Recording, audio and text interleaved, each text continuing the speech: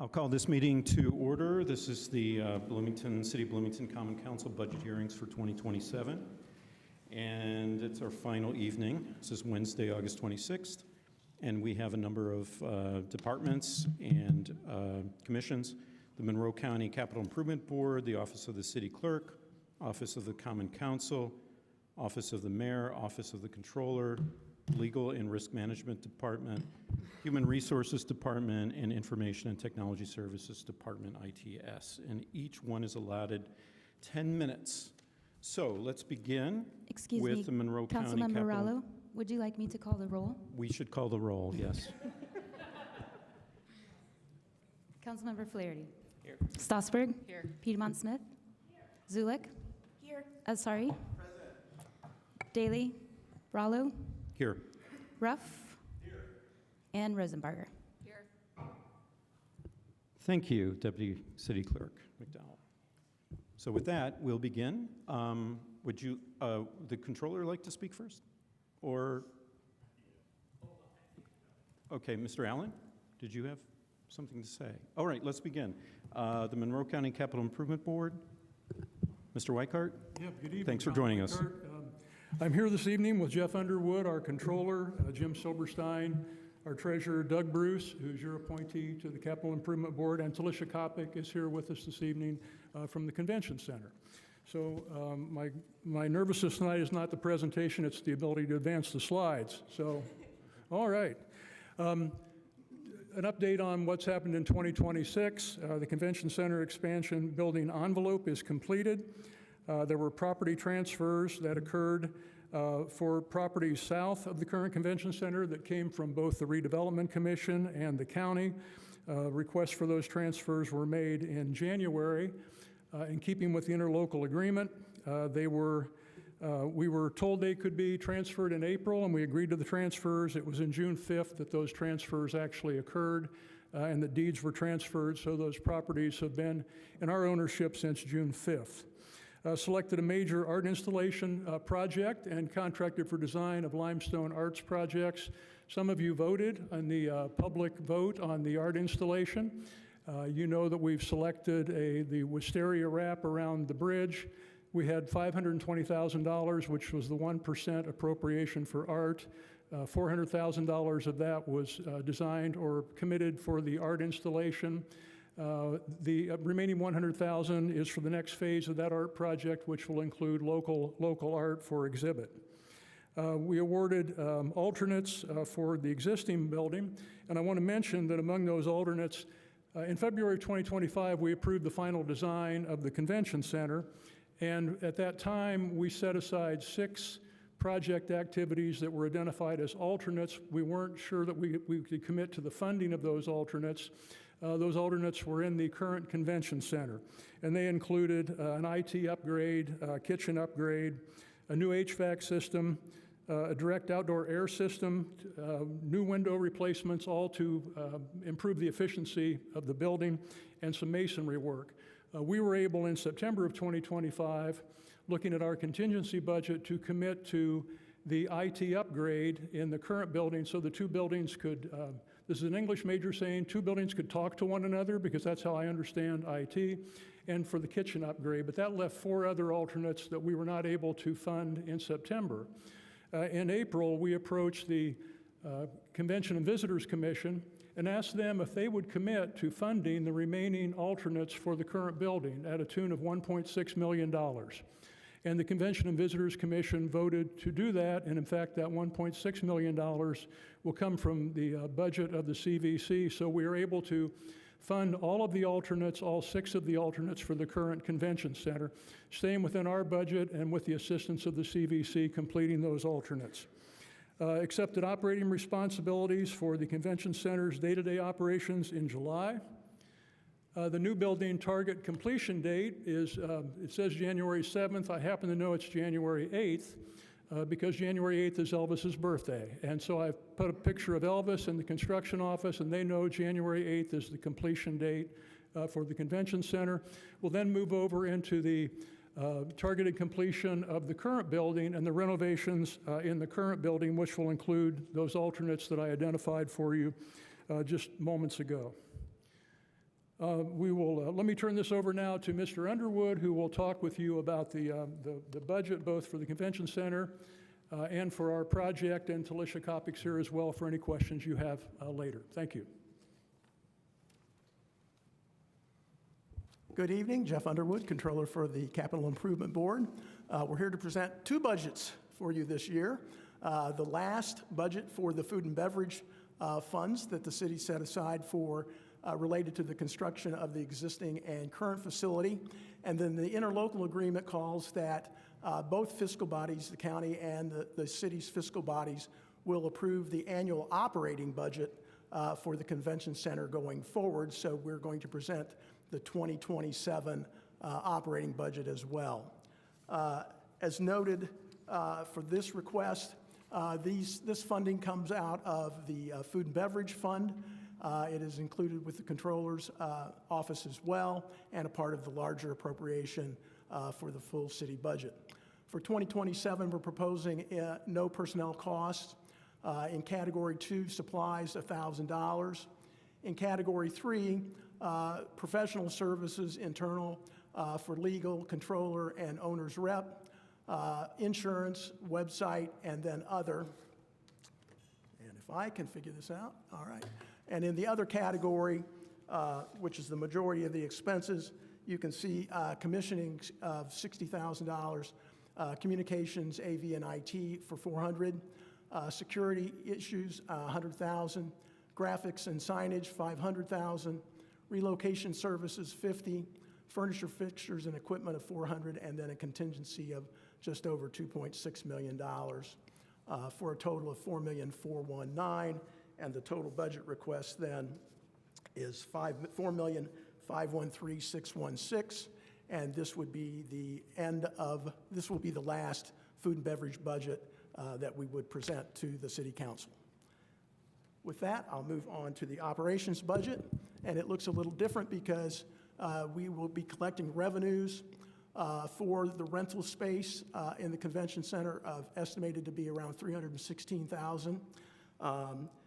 Then service revenues, and this is catering and IT and IV services of $1,574,000, and then to close the gap between expenditures and expected revenues, innkeeper's revenue of $1.397 million for total estimated revenues of $3,288,000. On the expense side, you can see cost of sales of $1,361,000, and that consists mainly of additional services for catering and AV and IT, and those are billed directly to the clients.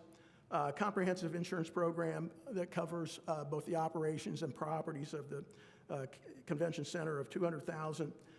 Utilities, $377,000. Building maintenance, $340,000. Office of $58,000. Membership and service enhancements of $29,000. And professional services contracts, $922,000. In this budget, there is no city subsidy, so there is no direct city revenues provided to the convention center. The only additional revenues that come through are through the county and innkeeper's tax. That money is appropriated to the Convention and Visitors Commission, and then we have an agreement with them to both provide sales support and the funding gap. With that, I will stop talking, and we're happy to answer any questions you might have. Thank you, Mr. Underwood. We'll go to council questions now for the Monroe County Capital Improvement Board. Councilmember Piedmont Smith. Yes, the professional service contracts in your operating budget, what would that include? That will be our contract with the Convention Center Management Company that provides the personnel and operates the day-to-day operations. So all the staffing and related cost to providing us that service. So Talisha works for that company. This is the company that has managed the convention center on behalf of the county from its inception, and the CIB is going to continue to employ them to do that as well. Is that separate from Visit Bloomington and DBI? Yes. So what's it called? So the innkeeper's tax is managed by the Convention and Visitors Commission, and that's in a county-appointed board. They contract with Visit Bloomington for their part of it, and then they contract with us to provide funding and sales support for the convention center itself. The day-to-day operations are then through the CCMC. CCMC, Convention Center Management Company. So that's what it's called? Yes. Okay. You can see that there's Yes. so many entities, it's sometimes it's hard to keep It's track. taken a while to wrap our heads around all the different groups that are involved, but our relationship, the CIBs, will basically be with the CVC and with the CCMC. Okay.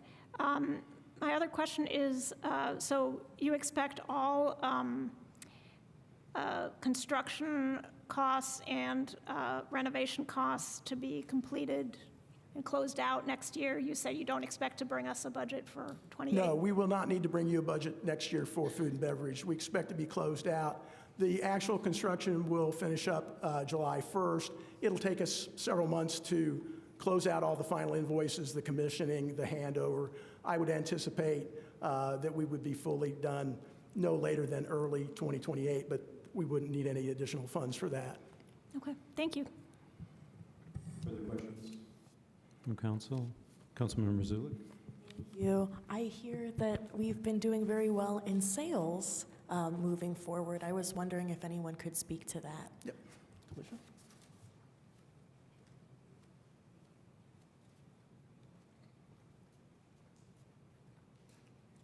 Hi, Talisha Kopic, Convention Center Management Company. And yeah, sales have been going great in communication with the different meeting planners. We have 70 proposals out, 29 signed, events going through 2032. We're super excited about that. Like some examples, the Asphalt Paving Association, 600 people for 3 days, and that's next year. The Indiana Dental Association, we have 700 people, and that's going to be for 3 days. They were very excited. Indiana Parks and Recreation, Indiana Community Corrections. So I like sharing those names just because they're such different entities. They all have a connection with IU in some way. You know, they want to come back to Bloomington to visit. So we've been providing tours to meeting planners and organizations that work with meeting planners. October 12th and 13th, we have 2 days of tours to show them the space. So we've had connections with these folks for years, and it's finally time that we can, start offering them something.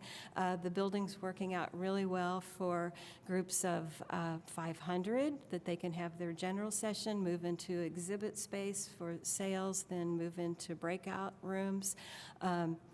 A great group we just talked with, a local person, is the band director for IU's School of Music, and he wants to bring 300 band directors from other colleges here. And as they start, talking, they've got these three main presentations they need to do, but then they bring bands along and the students, and then they need to have space, and then they'll have different, performances at the end from the different students. And so they'll be going back and forth between the convention center during the day and the IU School of Music in the afternoons, and then coming back downtown for different breakouts. So we're super excited about that. The Downtown Visitor Center opening at the 4th Street parking garage is going to be a nice way to, connect them with the community as well and tell that story. That's supposed to open in December. So I am pleasantly surprised that these planners are as excited as they are, and they like the space. And our local groups also, the Food Bank Soup Bowl, for example, they've been at capacity for years, and tickets sell out in like 2 days. And so they are so excited to go into that larger space, and that'll be in February. So it's good. I'm really excited, and Thank you for all your support through all these different conversations for 20 years of how do we make this happen. So that, we're working with the different hotels, over the next 2 to 3 years.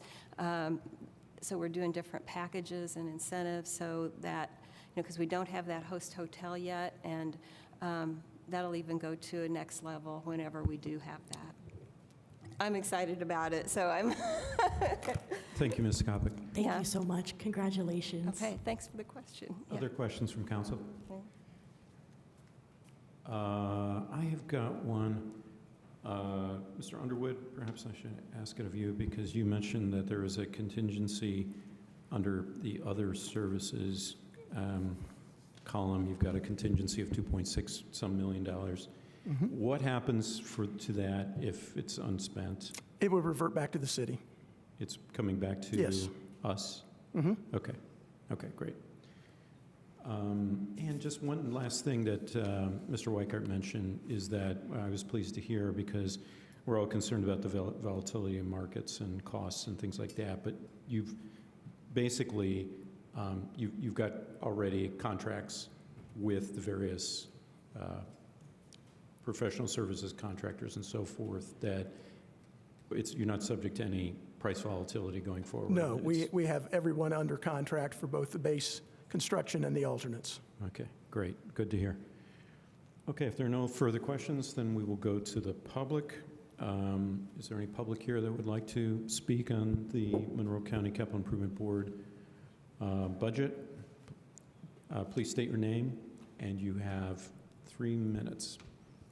Hi, my name is Raisa Dibble, and I just wanted to say I think that giving $4.5 million of public funds to an organization that's going to destroy affordable housing and replace it with for-profit activities is not for the public good.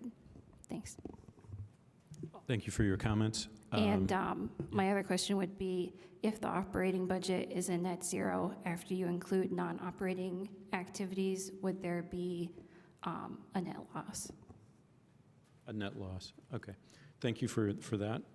Let's go online to see if is there anyone online that would like to speak. Use the raised hand function. Mr. Allen will attend to you. Anyone? Yes? Two people? Okay. Please state your name, and you have 3 minutes. I guess I'm up. This is Paul Rousseau. In the recently published Bloomington 2026 Community Survey, the greatest concern of the respondents was the shortage of affordable housing. The City Council also has made the issue a top priority. Your concern was evident during the debate over permanent affordability for the Hopewell South development. But 7 days ago, the Monroe County Capital Improvement Board stated its intent to tear down about 30 units of old apartments that have become relatively affordable, what many would call naturally occurring affordable housing. According to its own bylaws, the specific purpose of the Capital Improvement Board is, and I quote, to select the site for the expansion of the convention center, expansion components, contract with operation and management organizations, oversee the process for hotelier partner selection, name the expanded center, hire and retain support staff, and determine the need for additional amenities, including a parking garage, end quote. Note that the purpose of the Capital Improvement Board is not to make decisions regarding housing. Nonetheless, the board is preparing to destroy the apartments at Seminary Point, even though the hotelier, Dora Hospitality, does not need and will not be purchasing that part of the land that was purchased by the Capital Improvement Board. The board intends to divide the land into a hotel on the north side of the 6.5 acres and land for resale on the south side. There is no evidence that the land to be sold off, the part on which the apartments currently exist, would be directly related to the convention center. If the Capital Improvement Board has become a rogue agency that exceeds its mandate in a manner in direct opposition to affordable housing, then I question why the City Council would want to continue funding it. Thank you. Thank you, Mr. Rousseau. We'll come back to Chambers. If you would like to speak, please state your name first. Thank you. Hello, my name is Barry Herbers. Am I good? The CIB is a fundamentally corrupt and anti-democratic body. This year, the CIB was given 29 units of super affordable housing and several affordable commercial spaces in downtown Bloomington, essentially for free. They have since thrown out every single person living or working in them. I am, of course, talking about the tragedy of Seminary Point. Here are some CIB highlights from 2026. Under the CIB's watch, a family recovering from addiction and expecting a second child was forced out of their apartment. Under the CIB's watch, a young man's rent was raised 20% every month until he was forced to leave his home. I doubt any of them even know that happened. Under the CIB's watch, a 70-year-old woman with cancer was forced to leave the home she lived in for 10 years. They messed up businesses too. Friendly Beast Cidery and Blue Tip Billiards were the only social venues within walking distance of my house. The CIB forced them both to close last week. There are now 0 social venues within walking distance of my house. Sounds like Friendly Beasts narrowly managed to scrape together a new location, but Blue Tip is destroyed. The CIB is destroying my neighborhood, and now their president, John Weikart, that guy over there, real bad dude, is parading around calling Seminary Point a public nuisance. These buildings are covered in beautiful murals. I watched one of them get painted, and until last week, this place was a hub of communal activity.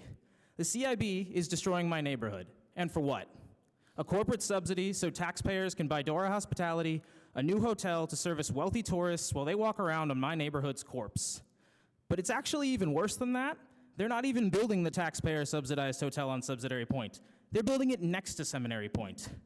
All of those people's lives were ruined and businesses uprooted because the CIB never wants a wealthy tourist to see a poor person. At this point, any rational person starts thinking, Jesus Christ, who elected these people? And that's the rub, of course, you know this. The CIB is an unelected body with no public oversight and no accountability of any kind, other than the money local government gives them. Throughout the tragedy of Seminary Point, you, City Council, are the only relevant body that has not shown abject corruption. The CIB are the worst of the worst. It is their job to make life harder for poor people so that it can be easier for wealthy tourists. And it is unconscionable to give these villains another cent.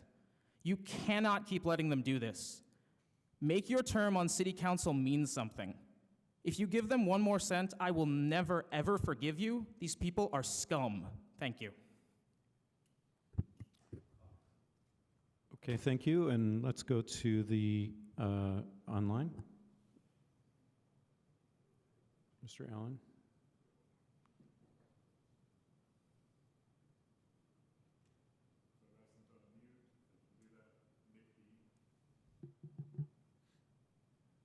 Hello, Hello. can you hear me? Yes, we can hear you. Please state your name, and you have 3 minutes. Excellent. My name is Seaforth Breeze. I wish to mirror many of the comments other folks have made, concerns over the CIB and how it has handled itself on the matter of Seminary Point. I believe that it has acted in ways which are counter to the public interest. And I mean, really, some of the comments before have covered much of what I want to talk about.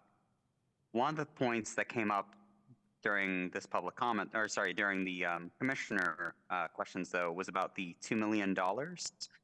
I was curious if there would be a way to earmark that going forward for affordable housing to provide some sort of like stopgap measure to just prevent those funds from disappearing when they are so closely tied to the CIB, to the entire saga with Seminary Point. I wanted to also echo previous comment stating that I think the City Council has taken concrete steps through this sort of like, through the Seminary Point saga, and that has been noted and has been appreciated. Many other sort of like individuals who are tied to this have made, sort of statements alluding to the fact that they support affordable housing, that they think that, like there should be a land swap when that was still viable, things of that nature. And those steps that y'all have taken have been noted, and it's appreciated. Thank you for your time. Thank you for your comment. Anyone else in chambers would like to please state your name, and you have 3 minutes. Awesome. My name is Matthew Joseph.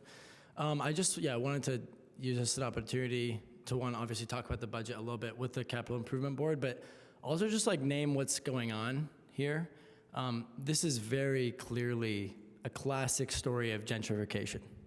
I mean, we're talking about a decade and a half of deferred maintenance from the county level.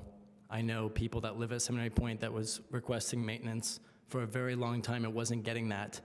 In fact, the roof that they love to reference is falling down was requested to be fixed years ago, was not fixed. And then that land is now owned by the Capital Improvement Board and has now been, no longer is the reason for destroying Seminary Point is for a host hotel. Literally the only case that John Weikart and the Capital Improvement Board is making for why they're destroying it is because they think that the buildings are too far gone.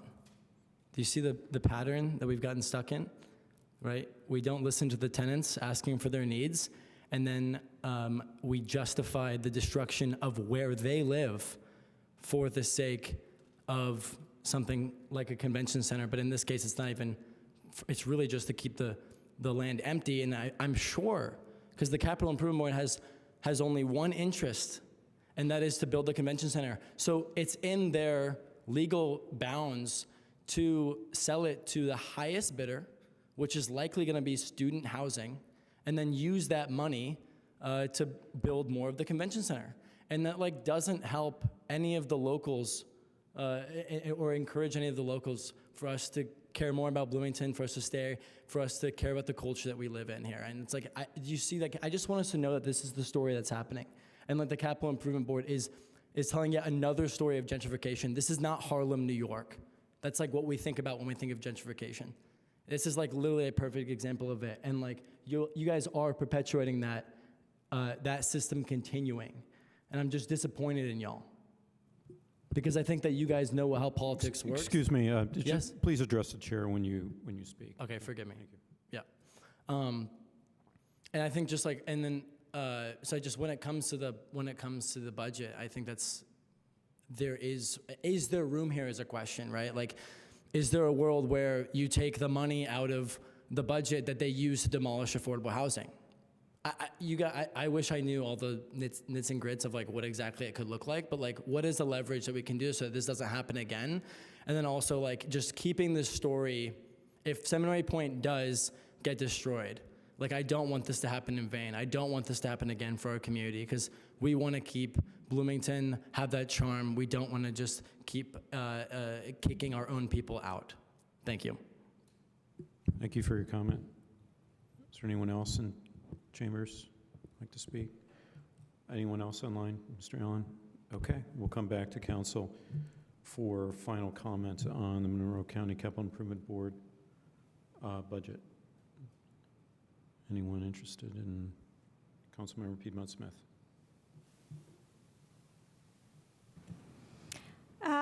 Two comments. First of all, I did ask Mr. Underwood for a more detailed spreadsheet showing revenues and expenditures and comparing it to 26.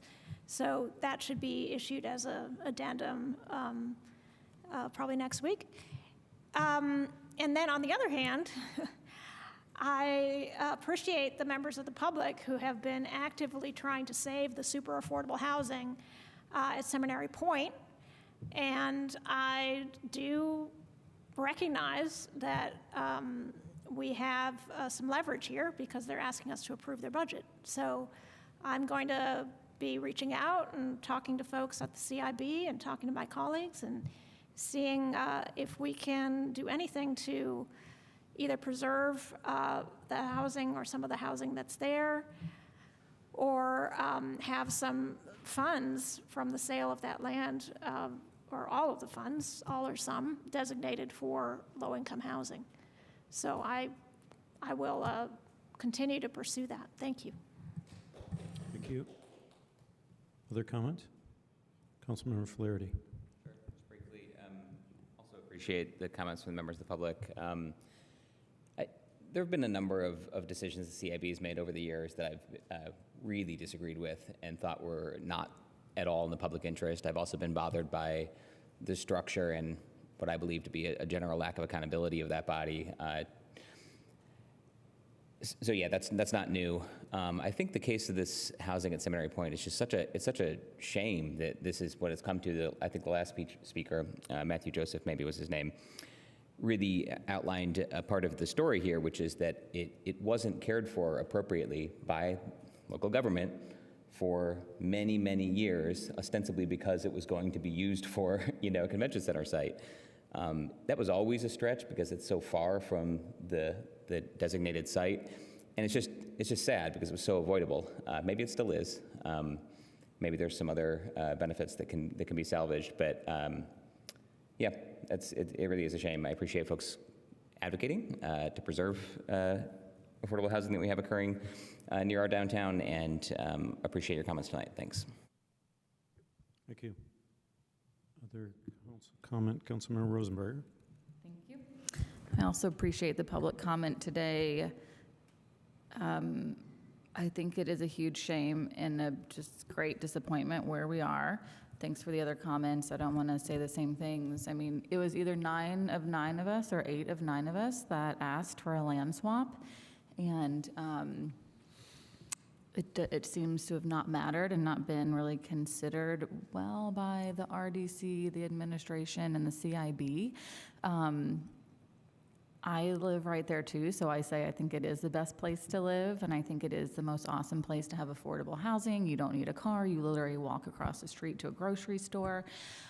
I think it was like a challenge to maybe keep it, but like we can do hard things, and a lot of times we choose not to, or we again choose to just give money to, tourism in a way that I think is not helpful. And I was against the convention center from the get, and this just makes it even harder that not only do we have this convention center, but we also have lost so many affordable units.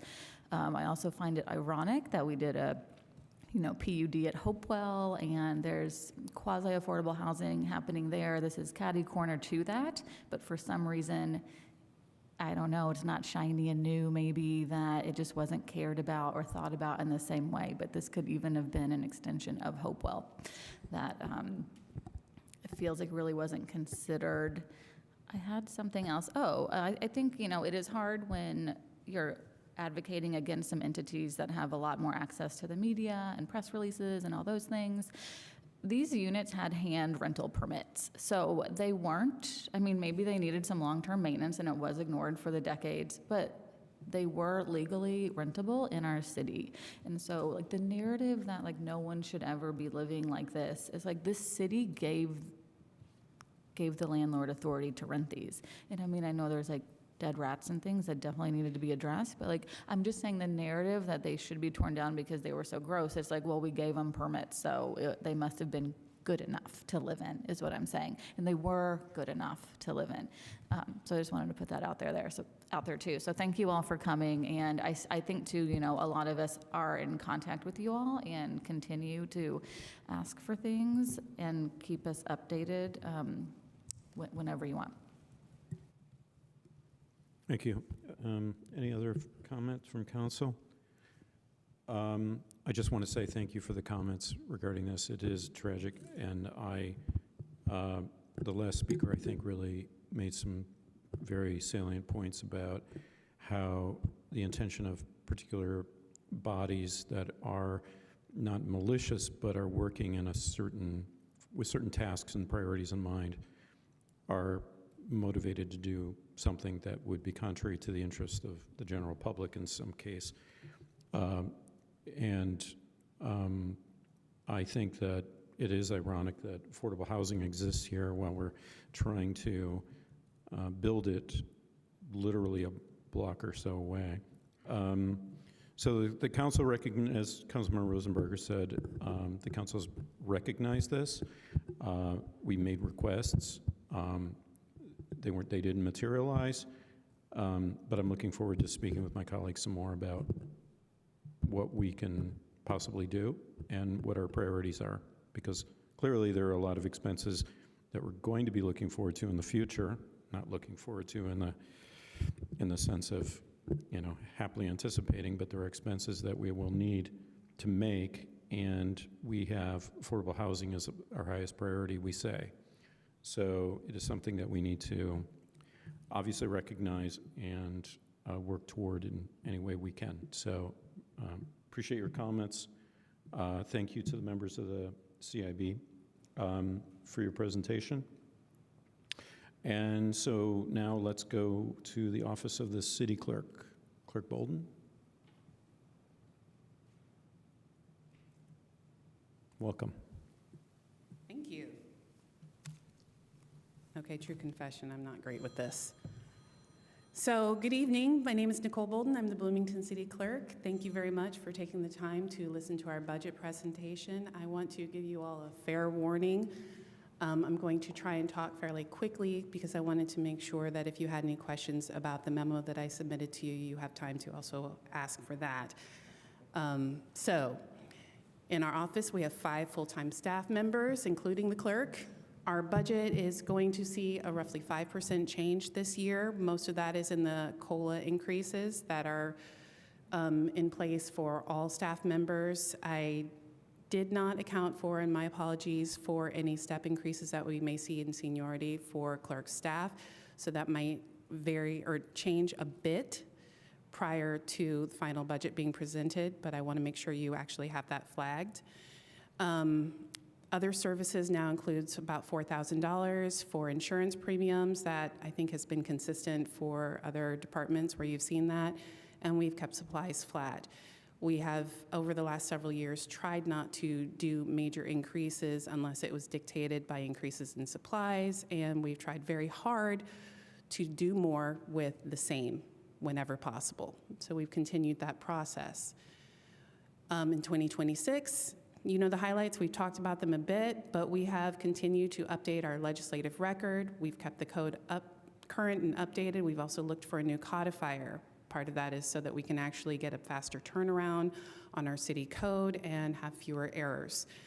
We've improved the boards and commissions recruitment. Thank you very much for adding that position last year. We've seen some really amazing things come out of that program, and we've continued with our adjudication of parking citations and citation trends, tracking them. So this is the role of the clerk's office. For all of you, I think you're at least vaguely familiar with what the clerk's office does. I joke just a bit. And when we talk about being the cornerstone of transparent, accountable, and accessible local government, I do want to emphasize that that is not always just literally being in the physical space, but we are talking about making sure that the records are available and apparent to the public, making sure that we're responsive, and making sure that when people have questions about what the council did and when they did it, whether it was last week or 100 years ago, we can actually get it to them.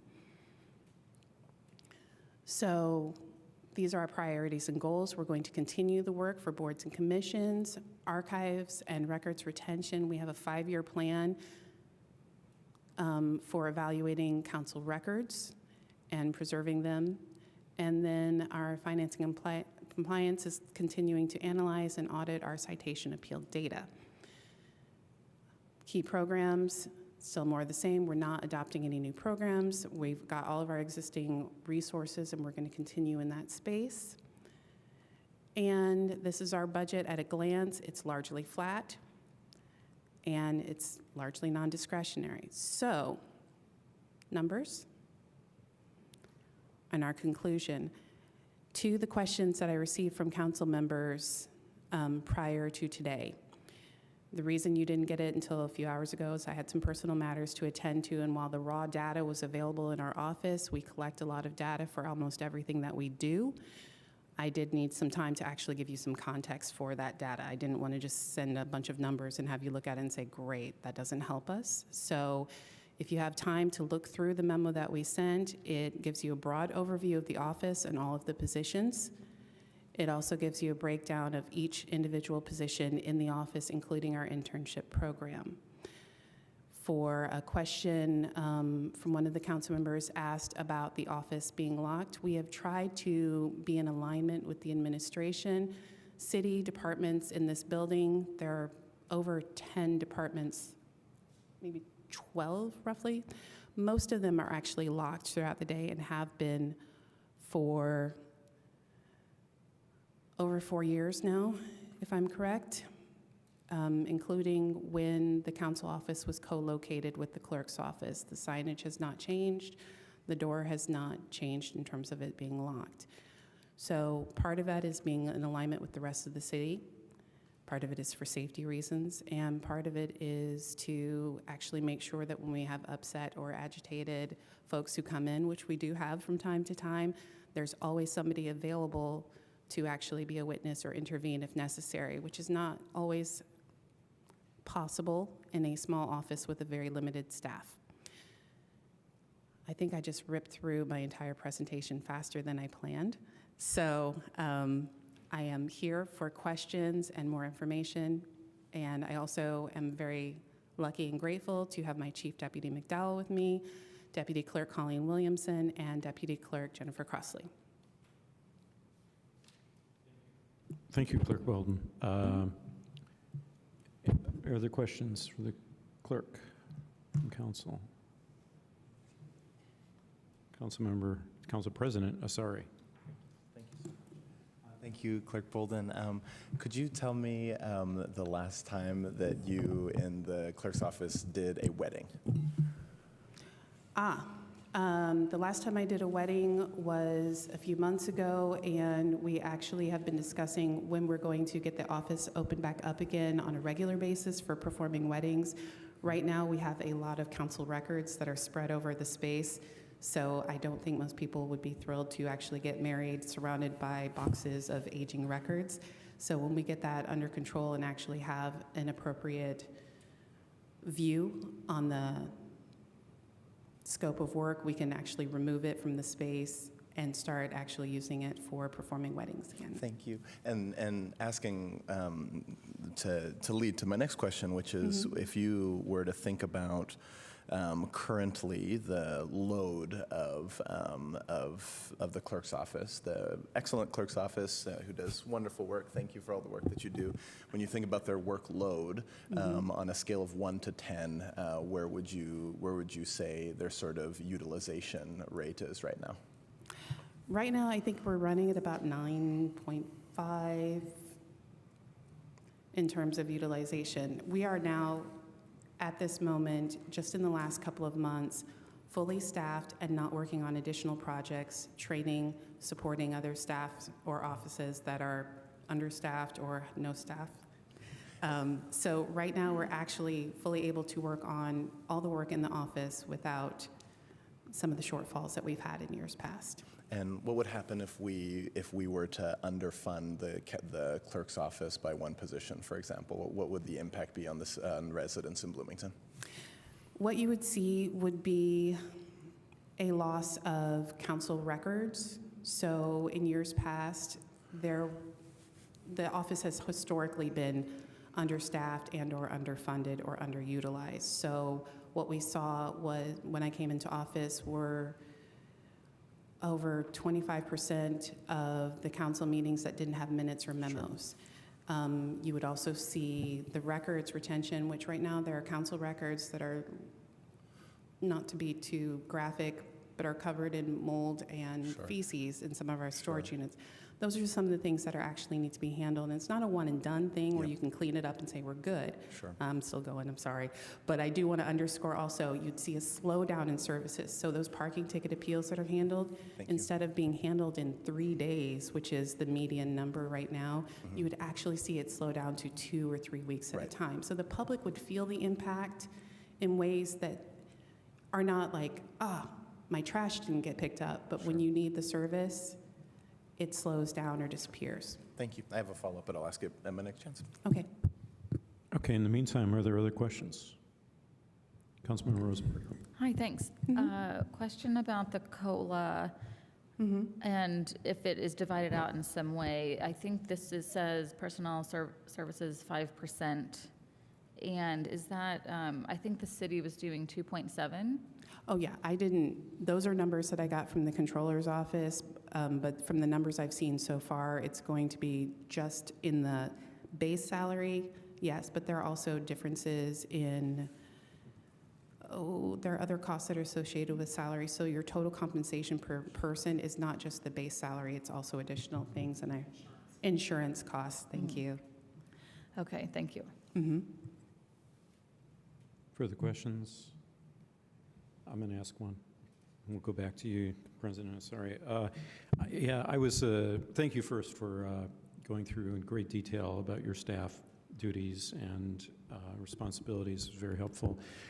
One thing that I really noticed, brought my attention to this, was the median parking appeal resolution time has dropped significantly from 15 or 13 days to 3 on average now for the last couple of years. That's pretty astounding. That is largely due to now having staff Yes.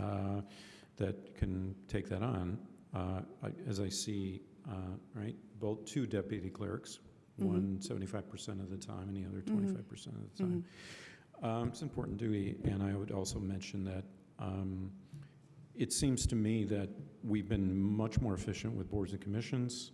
Oh, yes. Thanks to Chief Deputy Clerk Crossley, who's done an outstanding job.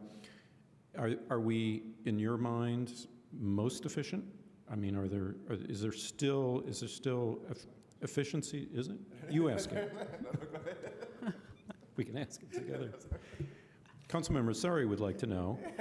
Okay. If this is optimized right now, or we could even, are there ways in which we as council maybe could step up and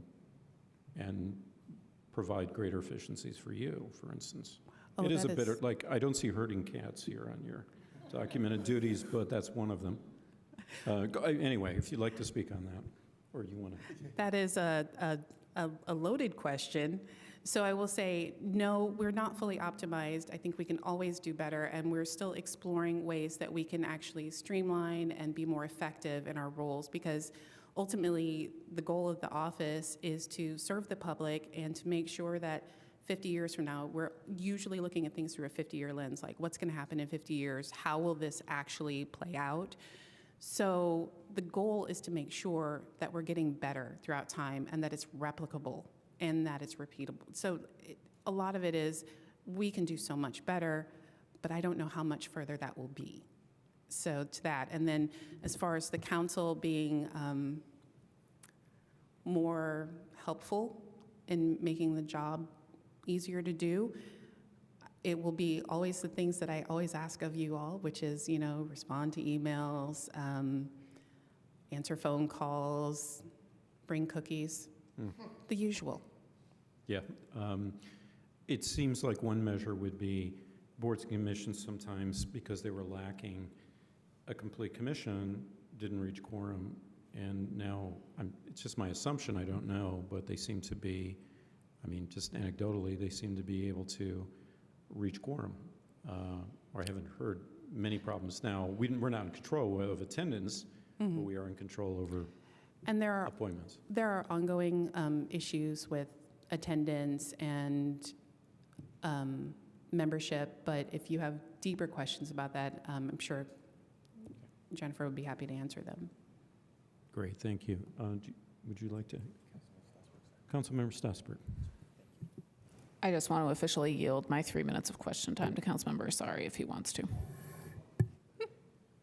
Thank you so much. My follow-up question was just about, so then thinking, sort of following up on what Councilman Morallo just asked, when you look at the rest of the city, and particularly council, but any other operations within the city, do you see duplication with things that the clerk should be doing, could be doing, and is doing?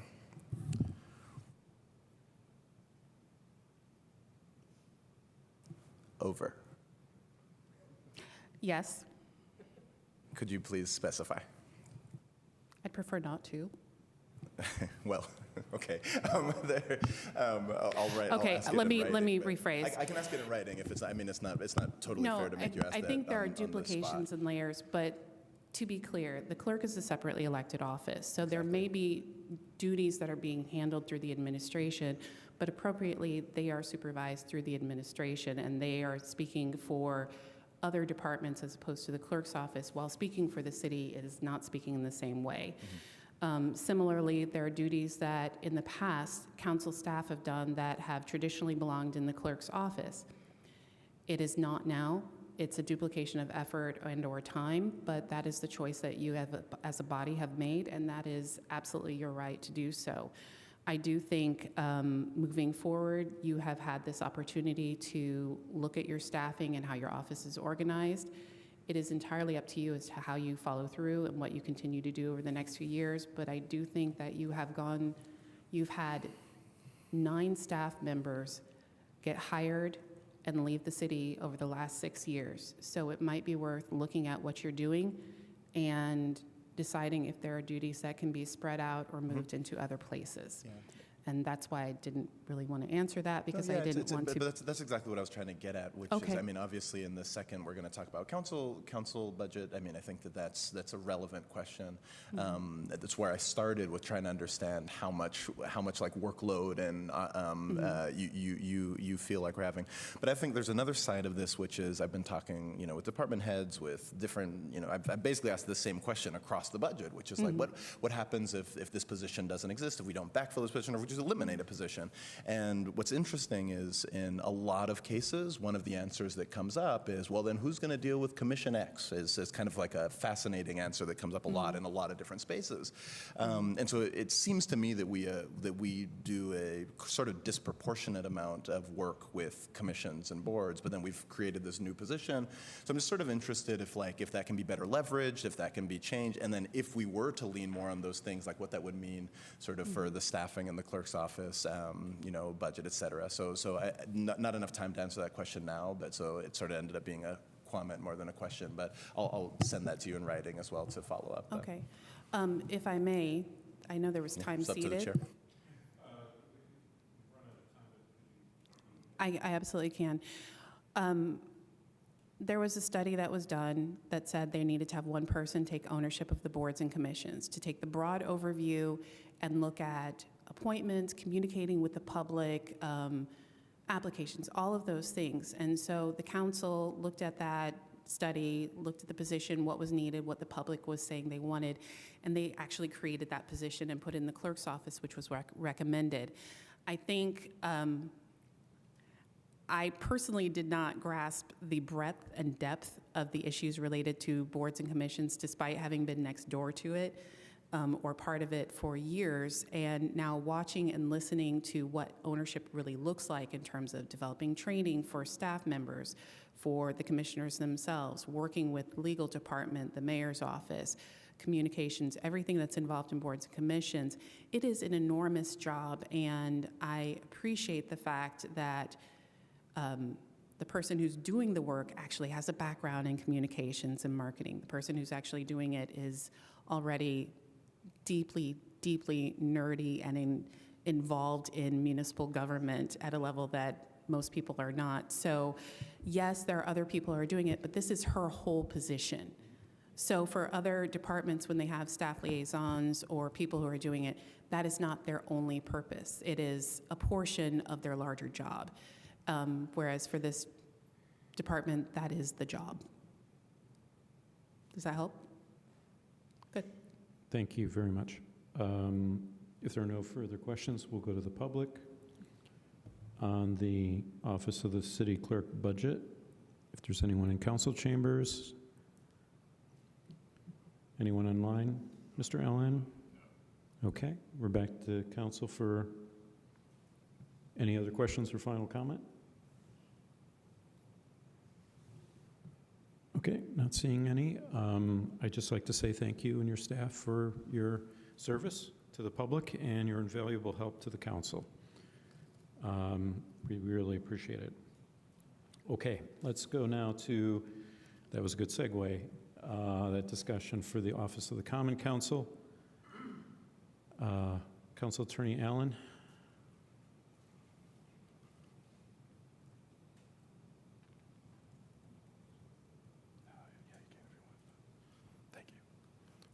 Hi, Larry Allen, interim attorney.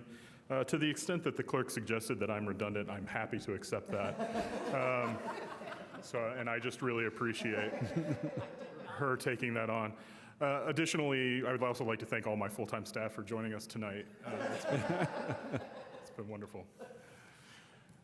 In all seriousness, the council's office, as you all are well aware, but maybe the public isn't as aware, has a fairly broad sense of duty. And I do want to take a minute to, at the start of this, just to shout out some of the excellent customer service that's been done over the years by council staff. I think that the primary visibility that council staff has is informing and making this accessible for the public. And to the extent that the prior staff set up systems and has been trying to incrementally improve that over the years, I really applaud them, because at the end of the day, all we are is to make, one, the council be able to do their jobs as effectively as possible, but also make sure that public meetings, the information that's flowing through the council office, is accessible as possible. Just a little bit about the office generally. It's budgeted for 3 full-time staff, 2 attorneys, 1 legal assistant/researcher. The attorneys are also your chief administrators. The changes in the budget for those 3 positions, which currently are vacant. I am interim. I'm serving on a contract role basis at this point, so a lot of hiring to be done. The budget change then for 2026 appropriately is mostly salaries. So not only cost of living increase, but understanding that these are open positions and to bring it in line with the potential ranges. So if you get experienced candidates, you could actually offer them the full range of salaries. I don't expect that you will actually end up spending that full amount necessarily, but it needs to have some flexibility to allow the council to hire appropriately for the next year. As I mentioned, the key budget needs for 2027, hiring and retaining personnel, continuing to enhance public accessibility and dialogue, which I'll talk about just a little bit, and then continuing the great work you all already do with community grants that improve quality of life, and also getting that message out, and exactly what those do, I think, would be a great enhancement to the council office. In terms of 2026 highlights, one, also in great seriousness, thank you to the clerk staff and the city staff for helping aid us during this time of transition. It's been no doubt a challenging year for the council office. However, people have stepped up, have aided us, and have been very understanding. And that's obviously when the city works best, is when we're all working as a team in the same direction. The council itself has issued $500,000 in Jack Hopkins social service grants, which end up being, in large part, some of the lifeblood that goes into our great nonprofits providing services throughout the community. Additionally, although these were allocated last year, the $500,000 for the Pedestrian Safety Committee on improving access, alternative transportation methods, and safety in that regard, also a great community service. That committee is set to meet at the end of this year. Another $500,000 is proposed in this budget for those grants as well. And then also this year, just the council, this is more your highlight that I'm stealing from mine, so thank you. The utilizing of deliberation sessions to foster not just understanding, but information sharing between the entire city, so with council. And I think we could go further in that regard, and particularly with future business, but it's something that has been, it's good to see that come back and see the council working together in that dialogue.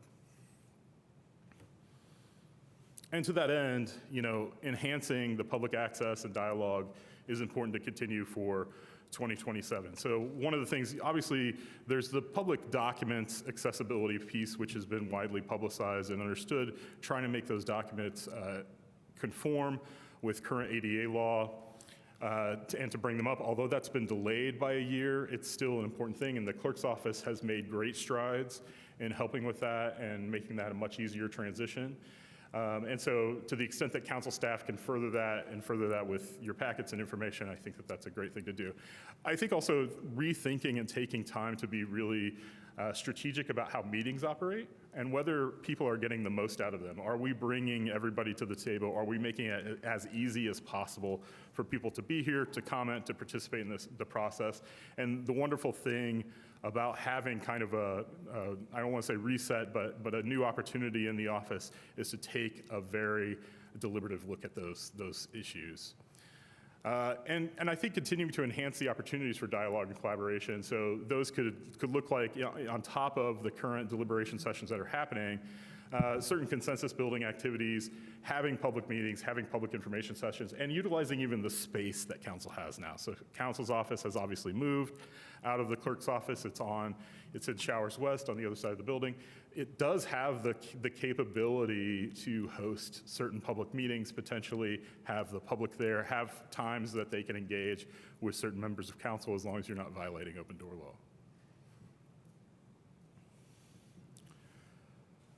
And then, I mean, this seems like more of a high-minded bullet point to improve the quality of life for residents, but I think at base, that's exactly what our grants do and the council grants do. And so to the extent that, again, the council staff in the past has done a great job of administering these grants to the extent possible and with the support of city staff and continuing to support those policies, but also looking at reviewing everything that comes before council with an eye toward the comprehensive sustainability practices that the city has adopted. So whether that be the comprehensive plan, the sustainability plan, et cetera, being a little bit more intentional about utilizing those in decision-making and how legislation is getting put forward, in addition to the grants, in addition to being a service to public service providers.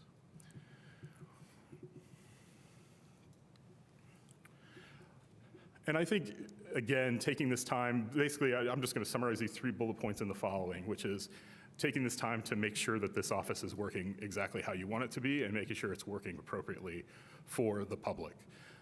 There are plenty of strategies that we could do. I think one of the things is just making, this is my own thing, so please just understand this, making the language itself accessible to the public, what we're talking about, whether we're talking about a TIF bond, whether we're talking about traditional appropriation ordinances or anything like that, trying to make that language and the presentation as accessible as possible to the public so that they understand exactly what's happening, who's on the hook, how much it's going to cost them, things like that.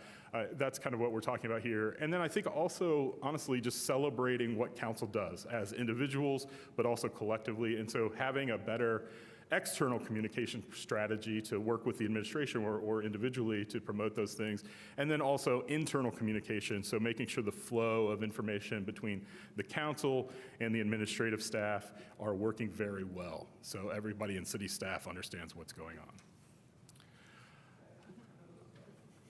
Happy to take questions, of course. Are there questions for us? Other questions for Mr. Allen?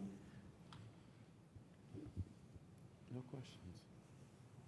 Okay. Councilmember Strasburg, thank you I'll go for ahead and stepping up. ask a question.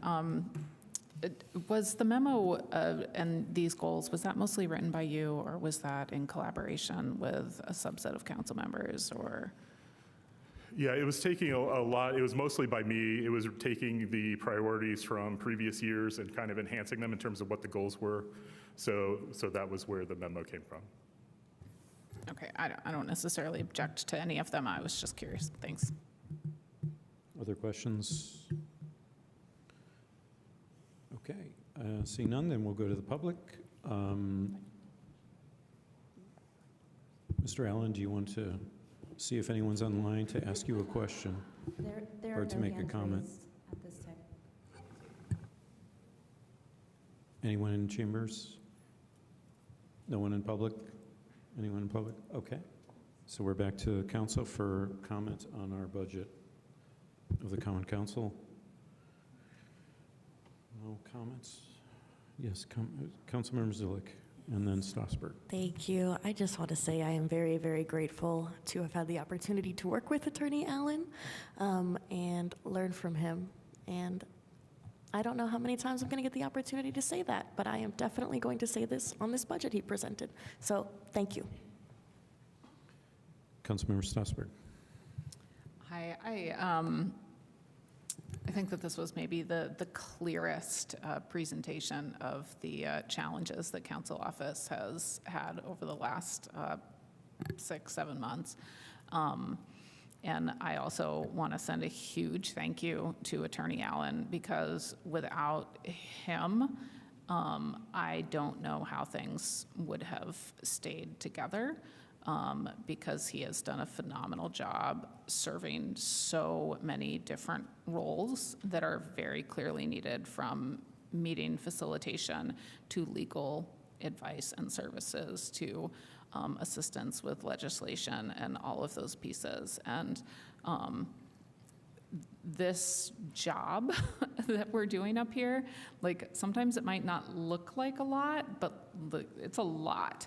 And one of the ways that it can be managed successfully is to have an attorney who helps us figure out the law and the legal aspects of what it is that we're doing, what it is that we're being asked, and what are the consequences to that in terms of legal ramifications and all of those pieces. And I can't overstate that enough, I guess, how much I appreciate him having helped us with that this year, and how challenging it is as a council to, make sure that we have all of our I's dotted and all of our T's crossed when we have one person who's helping us do that as opposed to three.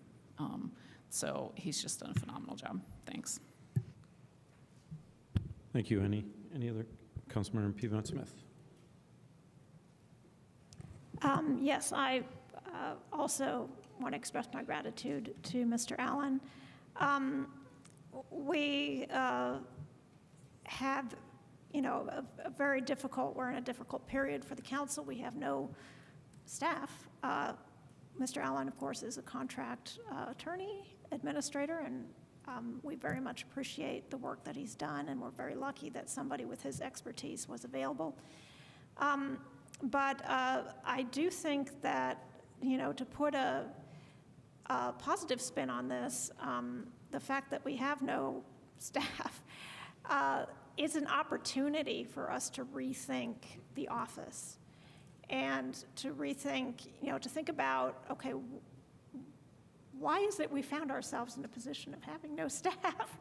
And how can we organize the work in a way that is more beneficial for the public, for council members, and for the staff members themselves, to have a balance in their work and their life, and to have clearer expectations and reporting lines, and that job satisfaction that I think may have been lacking in the past. So I'll choosing to see it as an opportunity, and I think we, for the rest of the year, we hopefully will hire somebody in the top position and have an opportunity to rethink the other positions to get back on solid ground in 26. Thank you. 27.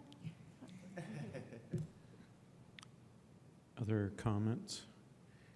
I would also like to, I guess, third or fourth, our gratitude to Mr. Allen for your work, and I'd also like to extend thanks to our Council President Asari for your work without, any staff for a while, but without full staff for your tenure as President of the Council.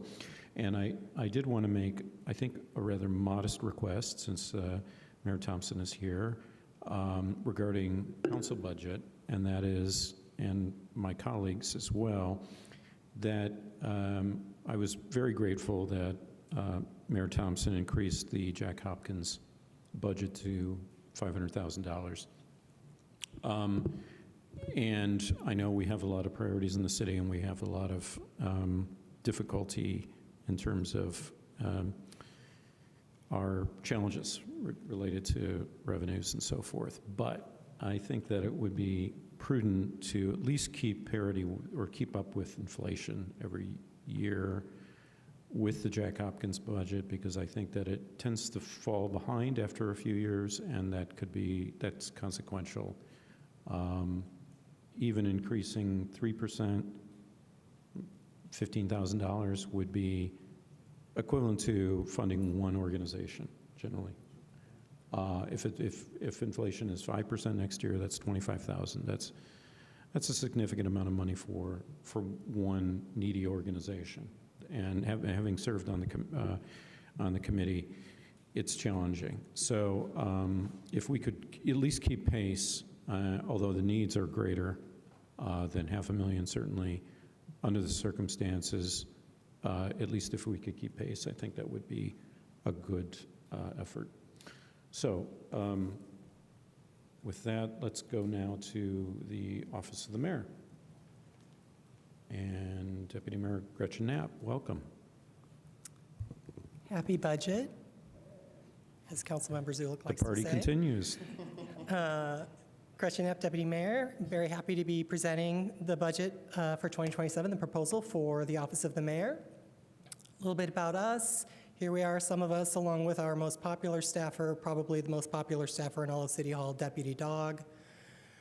We currently have 8 full-time staff. There is 1 open position, which is 9 positions total. Probably could have worded that a little better. And just for a comparison, when we took office, I looked at the 2023 Office of the Mayor office structure. They also had 9 positions, but it was structured a little differently. There was 1 part-time position, and one of the positions there was an additional cabinet level position, which we eliminated. So we had a lot of questions about our staffing levels in advance, and I'll talk more about that later. Our budget change from this year's budget is about a 6% increase, and I'll go into those details as well, but it's down to just a few things that are impacting that. So the Office of the Mayor is involved in a very broad range of activities, both within City Hall, externally, very often as a bridge between City Hall and external stakeholders, constituents. I've just highlighted a few highlights from the past year, and I'm more than happy to go into detail on any of these during the Q&A, but when I timed myself going into detail of all of them, it was too long. So I'll just pull a couple out that you may know may be less apparent or that relate to questions you've asked.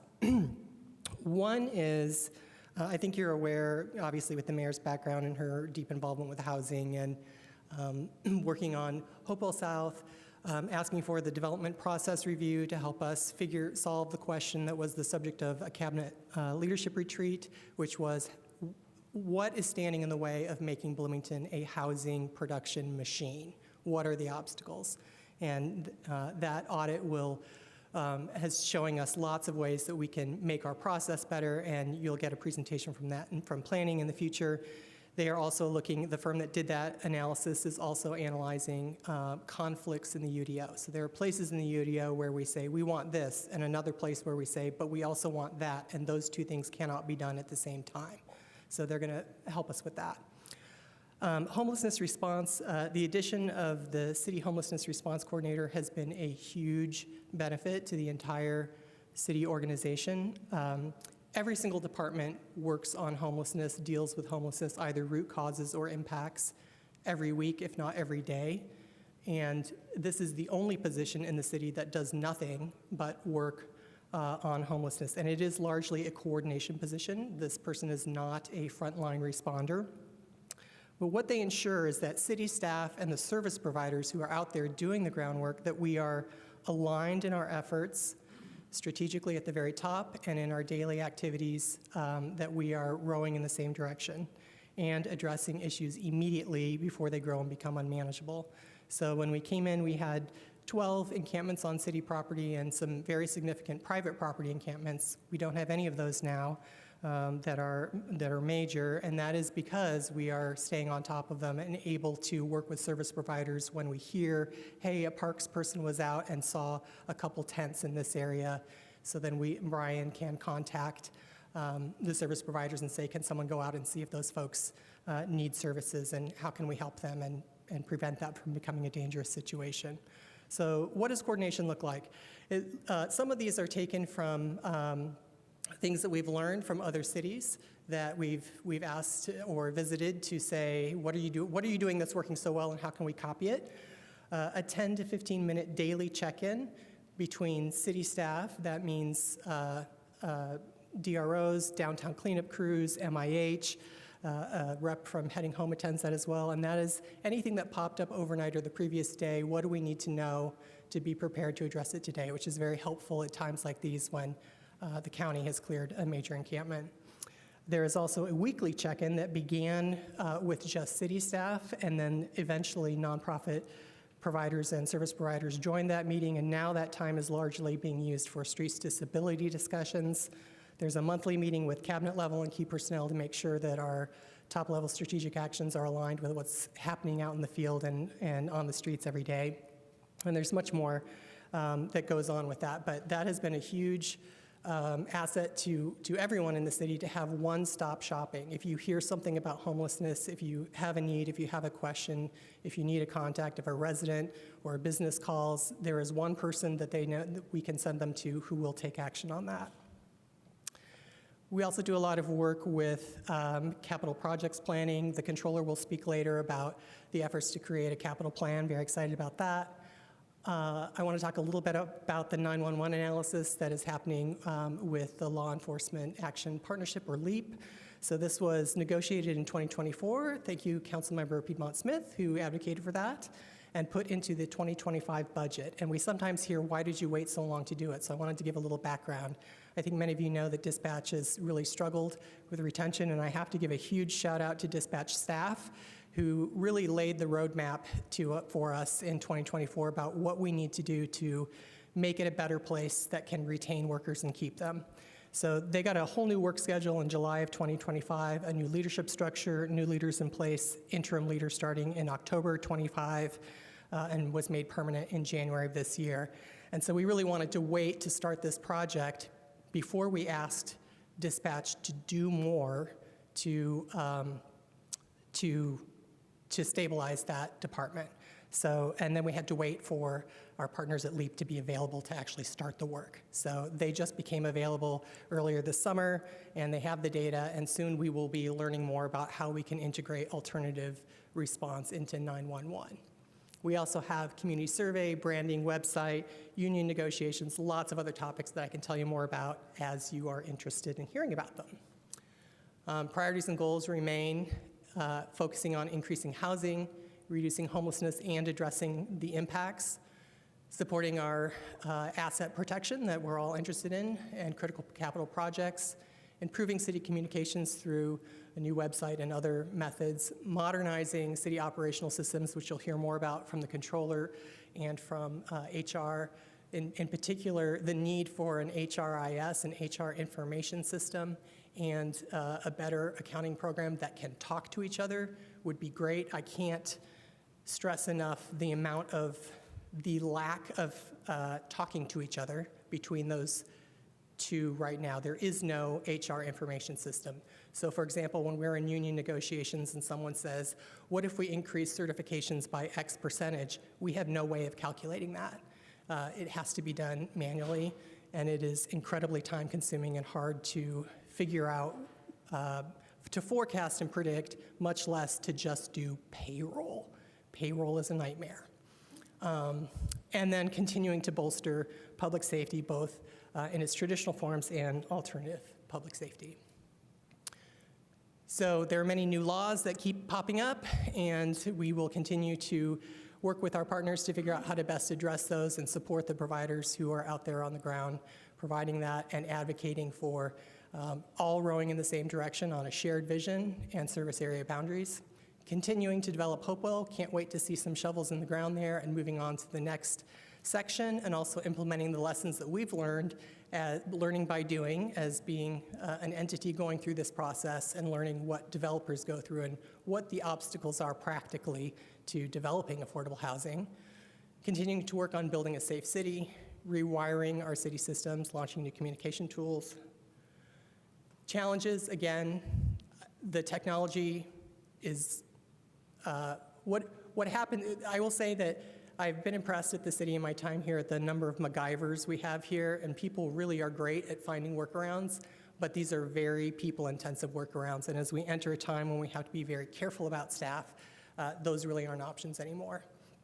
Funding our infrastructure dreams, also a problem, but those are opportunities where we can collaborate with the county, do some capital planning, and continue working on how can we make visible progress. So personnel, last year you had kindly added a part-time emergency management specialist to work on building safety, starting with City Hall. We turned that to a contract position for a number of reasons. One, we were concerned about SEA 1, but also the person that we wanted to hire has some other obligations with the city, and we wanted them to keep being able to do that, to serve on the utility service board, and to be able to take on other clients. So it worked out nicely. The big changes so that $50,000 moved from personnel to other services, which is a big chunk of why that number looks so high and why our personnel number is flat. And I did detail in the memo where the other money came from, but essentially $5,000 to support the winter shelter, which is more easily administered through the general fund and the mayor's office than hand and HUD rules, and some other things that I can tell you about on request. And that's it. Thank you, and I welcome all of your questions. Thank you, Deputy Mayor Knapp. We'll go to questions now from council. Any questions for the Office of the Mayor's budget? Councilmember Stossberg. Can you just talk a little bit more about what you ended with the moving that part-time position to be a contracted position because the person you wanted to hire was on the utility service board? Is that what you said? That's one piece of the puzzle. That was not the entire puzzle. So to back up a little bit, when we first started talking about this position, we talked with IU and other places who have more experience with these kinds of roles. Should it be full-time? Should it be part-time? Should it be consultant? And the advice was either consultant or part-time. And at the time, we thought a part-time person would be better on staff because that would allow someone to get to know all of the units in the city, and they'd need to have those connections. As we interviewed for that role, we did have many candidates who were not from Bloomington or even from out of state, and we had candidates from inside Bloomington who already knew the city very well. And so both of these present situations where you don't really want to ask someone to move from another state for a part-time job that if funding is cut, first in, first out might be one of the ones to get cut. And also if you have someone who on deck who already knows many of the issues of governmental life and municipal life and all of the people involved, that's a great candidate. But there can be a conflict of interest if you have someone who's working for the city and serving a paid position on a board. And our candidate that we really wanted not only was on a board and serving well that we wanted to keep, but also had the opportunity by becoming a consultant to then form an LLC and take on other clients. So it's kind of a win-win. We're still getting all of the great work done. We have they've been on the job for about a month now, and moving through the list of things that we decide to accomplish. And in our first check-in, he said he thought we could get through more than what we had put in our scope of work for the first year than we had planned. So all good on that front. Other questions from council? Thank you. Councilmember Piedmont-Smith. Yes, so since you're planning planning a first-time human resources information system, I'm shocked that it doesn't exist, and of course a new financial system, I'm wondering what change management techniques are employed by the city when new systems are put into place? As somebody who worked at IU for 27 years, systems were always changing, and those changes were not always managed well for the employees. So what strategies does the administration use? Well, that's a great question, and I think the starting point is listening to staff when they say either we can make this work or we can't make it work. That's step one. If you have a system that people have been making work and they can continue to make it work, you lose a lot of efficiency just in the process of adopting and learning how to use a new tool. In this case, since we have no tool for HR and the financial system, if anyone of you have ever tried to use it, is very opaque, even to someone with a little bit of an accounting background. I think it's fair to say whatever systems we use will be better in terms of being easier to train people on, but there will need to be very in-depth training, and it is a great opportunity to make sure that the processes that we're following also make sense. So, for example, is it the right thing to do to have someone fill out a Word form for a contract cover letter, turn it into a PDF, attach it to an email with a bunch of other things, and email it to someone to get something approved? The answer to that is no. So I think there will be a great sigh of relief, and it is generally felt throughout the city that these are both really big needs. So there will be growing pains, and I'm sure the Office of the Controller and HR will be working very carefully on those transitions. But the relief factor, I think, will provide a huge, will be the wind at our backs as we go through this implementation. Thank you. Further questions? Seeing none, we'll go to the public.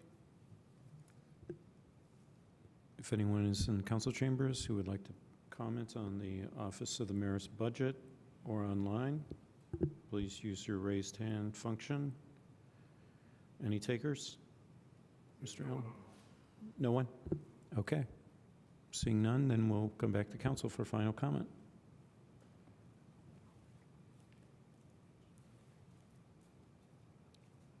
Okay, seeing no comments, thank you very much for your presentation. Moving on to the Office of Controller, Mr. McKim.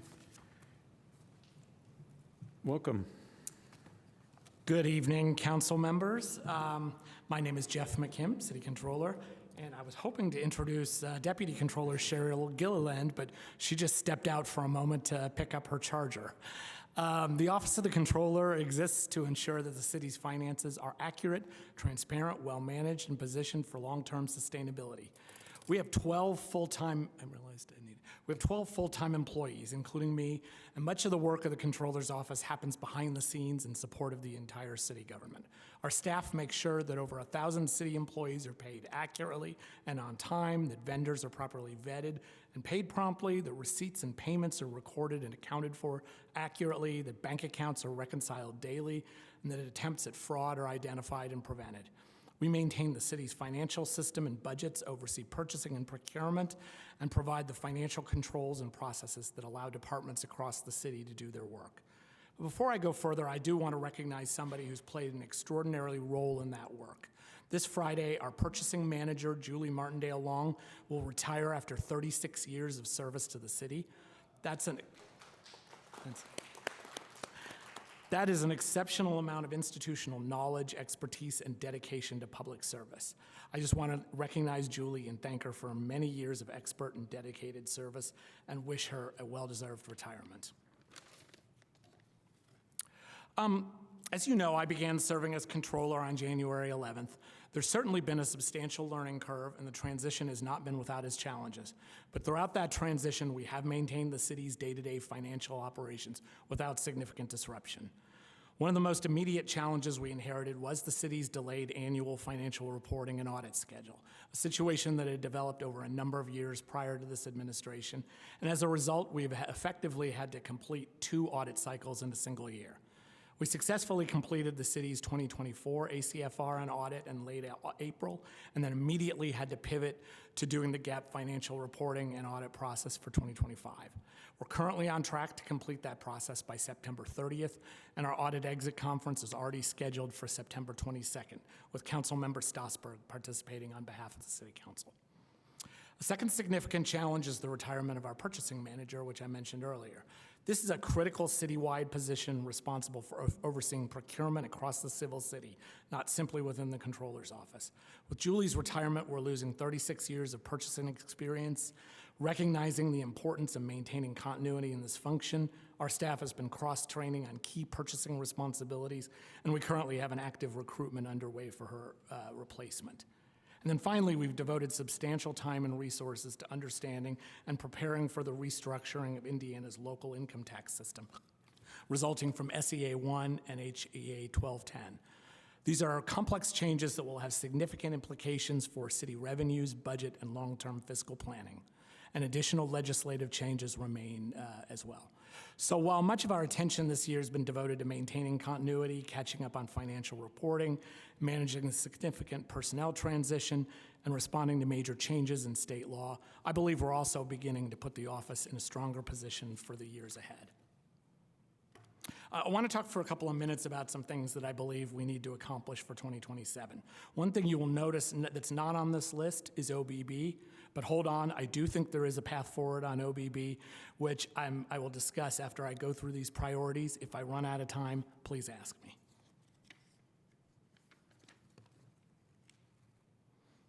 All right, so what are our goals for next year? I've already talked about the struggles with getting caught up with the audited ACFRs and how we're now and will continue to be caught up on the ACFR with the deadline of September 30th. However, the Government Financial Officers Association standard for timely financial reporting is to issue the report within 6 months of the end of the fiscal year, which means June 30th. Timely financial information is important because the information becomes less useful to policymakers, investors, and the public as it ages. Our goal going forward is to consistently meet that June 30th standard 3 months ahead of the deadline, and as we continue to improve our year-end close and audit processes, look for opportunities to complete the ACFR even earlier. We also intend for the first time to produce a popular annual financial report, or PAFR. This is also an established practice in government financial reporting recognized by the Government Finance Officers Association. And while the ACFR is necessarily a detailed and technical accounting document, the PAFR presents the financial information in a shorter, more accessible format using plain language, charts, and graphics to explain where the city's money comes from, how it's spent, and the city's overall financial condition. One of the major goals is to develop a more systematic and long-term approach to capital planning. We've been working with our municipal advisors at Reedy Financial Group to develop a capital improvement plan, and we now have a first iteration based on input from our department heads about their anticipated capital needs. This is very much a living process. We'll continue to refine it as needs, costs, and priorities change, but it gives us a framework for evaluating and prioritizing projects across the organization, particularly important as we work within the new revenue and borrowing constraints of SEA 1. And this follows on to some comments that the Deputy Mayor made. We are increasingly constrained by an aging enterprise resource planning, or ERP system, that supports some of the city's most critical functions, including finance, HR, payroll, and utilities. The city has used New World for more than 15 years. It has served us adequately, and it continues to receive necessary security and compliance updates. But the city's operations and the technology available to support them have evolved considerably over those 15 years, while the capabilities of our existing system have not kept pace. I want to emphasize that this is not the case of a system that's fundamentally broken. It works. The problem is the amount of staff time and manual effort required to make it work. From the controller's perspective, routine financial processes involve far more manual intervention than they should. Reports and data extracts frequently require substantial reformatting before they can be used for budgets, state gateway reporting, audits, or other purposes. Invoices have to be entered manually. Payroll requires significant manual processing. Financials aren't integrated with the human resources information system, which requires more time-consuming manual processes. Vendors and residents have very limited self-service capabilities. Our ability to categorize and analyze revenues and expenditures is constrained by the structure of the chart of accounts, rather than allowing us to tag and analyze transactions across multiple dimensions, which comes into play when we're talking about OBB. I am definitely running late, so I'm going to have to move on. Another goal, as you know, the convention center lease rental bonds are supported by food and beverage tax revenues. Local income tax revenues were also pledged as a backup, which helped the city obtain more favorable financing terms. At the time the bonds were issued, the council was told we would establish a revenue stabilization fund equal to 1 year of lease payments, providing an additional buffer in the unlikely event that F&B tax revenues were insufficient to make a payment. We now intend to fulfill that commitment by establishing an interest-bearing revenue stabilization account with the bond trustee and transferring the equivalent of 2 lease payments from the food and beverage tax fund into that account. If those reserves are never needed for stabilization, they will ultimately be used to make the final 2 lease payments. This accomplishes 2 things. First, it provides an additional layer of protection should we ever need to rely on the lit backup pledge. And second, it provides a clearer picture of the actual available balance in the food and beverage tax fund. The controller's budget has been reduced by $250,000, which has been moved to the surety bond proceeds fund. The 2027 budget request includes a $500,000 transfer from the surety bonds proceeds fund to the fiber connectivity fund. As part of our agreement with Meridian, doing business as M Street Fiber, we're required to deposit $1 million total in the fiber connectivity fund, which funds half the costs of connecting low-income households to the network. For the past 2 years, we've transferred $250,000 from the general fund for this purpose. However, this year, we're paying the remaining balance of the commitment out of the surety bonds proceeds fund, which was created by you to receive $1 million in proceeds from the surety bond called due to failure by the Meridian subcontractor AEG to properly install fiber within the city limits. With respect to services, we are working with our municipal advisors on several issues, including overall financial planning, capital improvement planning, and in particular, analyzing and preparing for the impacts of income tax changes. We also continue to use the services of our GAP compiler to convert our fund accounting system to the GAP financial reports required for the ACFR and audit. We don't expect to see any reduction in these needs. In the past, the city has used 2 different municipal advisors extensively, and we found ourselves using one of them primarily, and so we'll be closing out an existing $300,000 encumbrance from an existing open purchase order with one municipal advisor.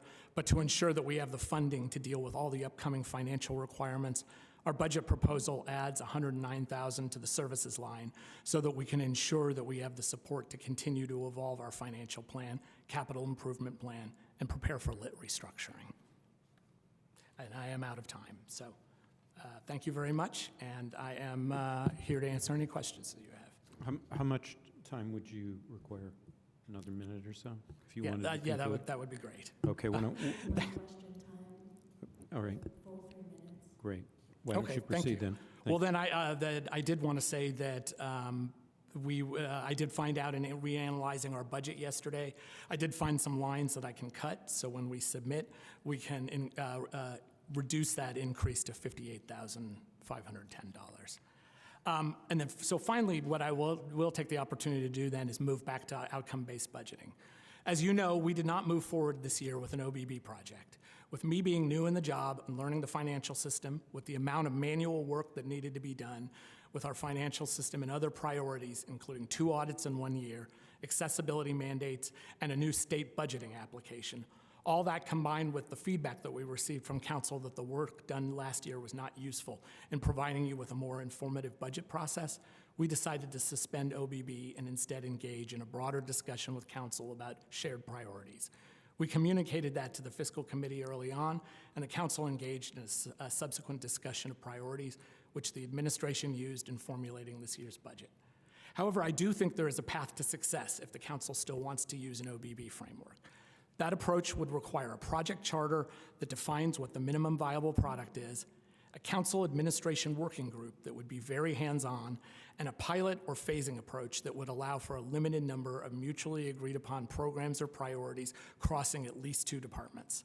The pilot should test the proposed data structures, measures, crosswalks, reporting processes, and public presentation before those requirements are imposed citywide. I remain an enthusiastic supporter of an outcome-based budgeting approach. So I think, like I said, I think there is a path forward. So in conclusion, the Office of the Comptroller's budget and plan for 2027 focuses on strengthening our financial transparency, investing wisely in the city's long-term infrastructure and systems, and preparing Bloomington for the fiscal changes that lie ahead. Thank you for listening. Thank you, Controller McKim. So now we'll go to questions from council. Councilmember Peterman-Smith. Yes, Mr. McKim, even though you had extra time, it was kind of fast about the outcome-based budgeting, so I just want to follow up, make sure I understand. So will the ability to track expenditures in order to implement outcome-based budgeting be a mandatory criterion for any new financial management system that you select? Yes, and let me come back to kind of what the obstacle with the current system is. Like I said, it's not that there is anything fundamentally broken about it. We accurately characterize and store transactions. We can accurately output them. The problem is that the whole reporting framework of the existing system is just so clunky that everything takes an enormous amount of time and manual data cleaning, manual reformatting of reports, and we lack the ability to have any kind of consistent data pipeline from one system to another. So the ability to report both accurately but also quickly and in a flexible format so that that data can be extracted and pipelined into other systems is absolutely essential. I mean, yes, if we did not have that ability to report in a more flexible and efficient manner, there'd be no point in doing it. Well, that's right. The short answer is yes, it is absolutely a central criterion. Okay, and because it went so fast, could you go back and talk about what steps you envision next year to take us closer to OBB? Well, so I don't even know that it needs to wait till next year. I think what I thought the kind of initial steps that we would need to take if the council was interested, we first of all have to develop some sort of project charter that says, what is your definition of success? What is a minimum viable product, I think was the term that was used in one of the questions from Councilmember Asari. We need to know that, kind of understand what that looks like in advance. I think we also need to have a hands-on working group of both administration and council members to make sure that this is not something where you can kind of give direction and say, go off and do, and then hope we come back with something that works. It is something that would need some kind of really fairly intensive, I guess is the best word, but hands-on. And then the third is a phasing structure that lets us pilot something that, and that doesn't have to be at budget time. I mean, that reporting, that piloting could certainly be at a stage much earlier than budgeting. So I think if we add those three things, I think there is a path forward. It is still going to be, until we're able to upgrade the financial system, it is still going to be, we're still going to be stuck with the clunkiness of the existing system and doing a lot of manual reformatting of data as it comes out. Thank you. Further questions from council? Councilmember Flaherty, thank you. Thank you. We don't hear presentations from Bloomington Transit or the Housing Authority anymore because we don't approve their budgets. But one thing with Bloomington Transit that we did commit some years ago with the Economic Development Lit was an annual appropriation to support, among other things, rapid fleet electrification. Can you remind me, is that through the end of 2027 that commitment? Correct. This budget includes the last payment of that commitment. Mm-hmm. And the ED Lit, as it currently exists, sunsets at the end of 2028, essentially a year later. Is that right? Correct. Have there been any conversations between the mayor's administration and Bloomington Transit, either the board or its director, about that, about what the implications of the final year of the prior commitment that was made being next year, like what happens if that money isn't there in 2028, what they're using it for, what needs they have, that kind of thing? I'm going to have to defer to the deputy mayor because I've not been involved in those discussions. I do have notes on that I pulled up because I thought this might come up. So what they used it for was seed money for electric buses and charging infrastructure on the new facility. It's never been operational money. They've never used it for that. Microtransit might have been an exception, but it was more strategic to use it for, to increase the federal funding match, essentially, from the feds for electric and charging. So here's a quote, "The city stepped up with the 5-year commitment and gave us an opportunity to tackle big projects. Now we need a special taxing district for BT that the county could create, and that would continue the narrative." And this is, again, coming from the former GM, who, as we know, is outgoing. Mm-hmm. But the vision was to transition to Monroe Transit and have a bigger service area, and that would allow a different mechanism to include rural transit and IU that might be more attractive to them as subcontractors, and get that ridership up to really massively increase the federal share, which is the big money that really would make the transformational impact. So they are not expecting it to continue. They don't use it for operations, so it will not impact their daily operations to have it go away. And there is a bigger plan to recoup that and much, much, much more if they could move to a different funding structure, essentially. Thank you. All I've got. Maybe just one last question, which you may not know the answer to, but if you do you know if they were able to, like what % of their fleet is electrified, like what they were able to accomplish, essentially? I believe it's almost entirely electric at this point. Okay. I don't know that. I see Mr. Askins is shaking his head. I don't know the answer to that. I can find out, though. Yeah, I can ask as well. Thank you. Appreciate it. Further council questions? Councilmember Strasburg. I guess I want to go back for just a second to you mentioned having had a discussion about outcome-based budgeting at the fiscal committee meeting, and what I pulled up and what I recall was a list of 7 priorities that the mayoral administration came forward with, and 5 of those, it looked like, had specific things that were trackable in terms of outcomes. And that is what was in our packet. So can you clarify exactly, like, were any of those things actually tracked? I mean, here it's trackable priorities were assets, maintenance and enhancement, homelessness mitigation, transportation, implementation of zero fatalities and safe streets for all plans, and then housing, economic development, climate didn't seem to have any specific thing in it at the time, though I was also told this might be a draft.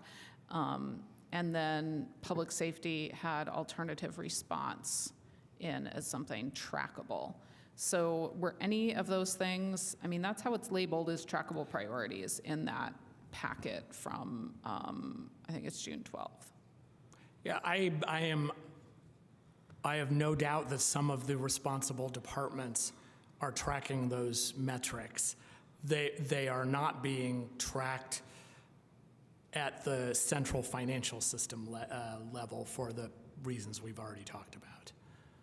Okay, would the deputy mayor perhaps like to speak to that in terms of the budget instructions or creation that you gave to cabinet?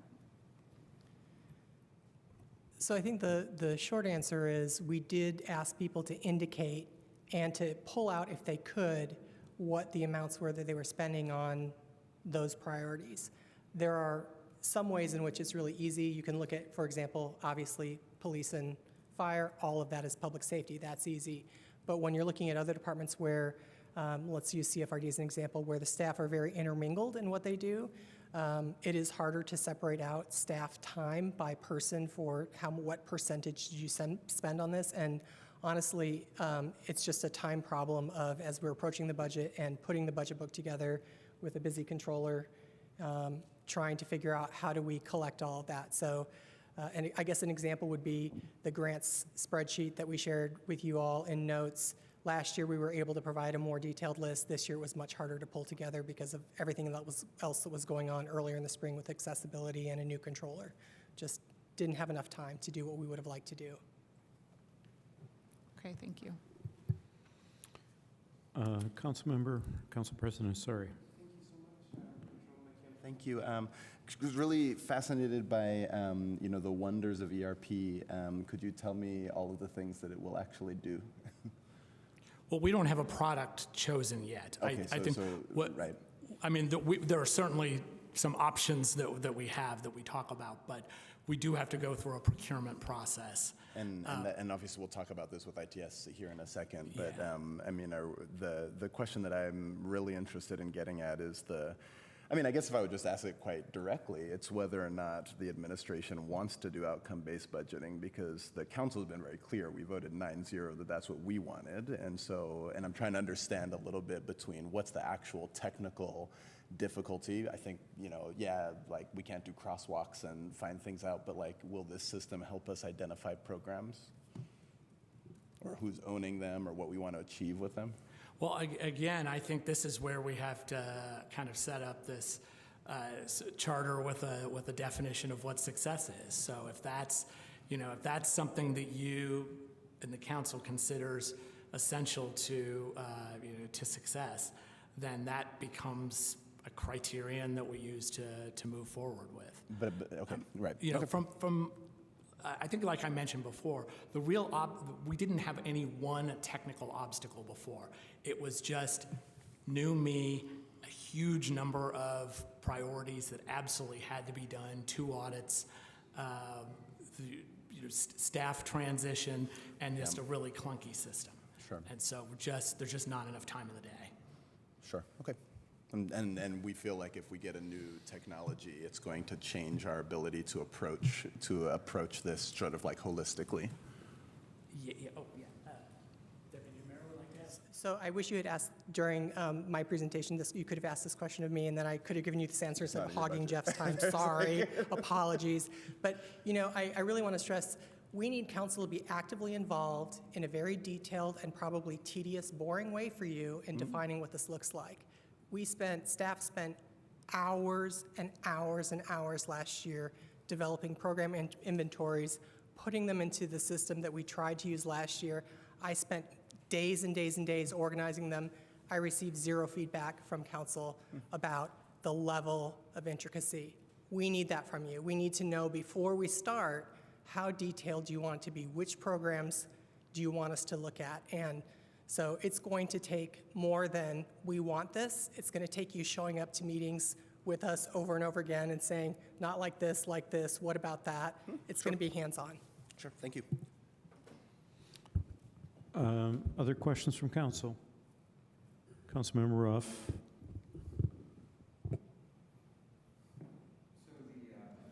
Top priority or goal for the coming budget year for your office, one of them is strengthening fiscal transparency.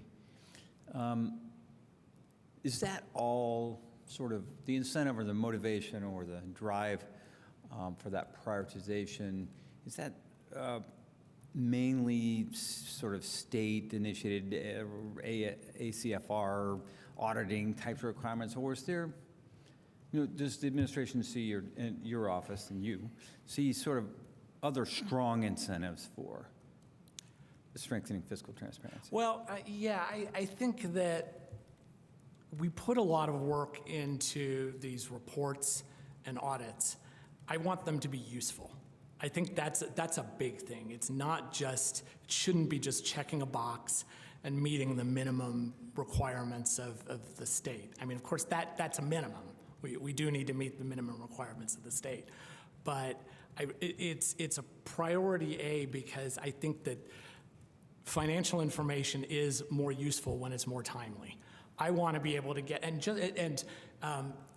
you can ask your colleagues who are on the fiscal committee. We have worked to get more detailed financial reports to committee members, and I think it's been useful. I'll ask the committee members. I think those have been useful. I think more information in a more timely manner is useful to everybody. It's useful to the public, and it's useful to council members and other decision makers.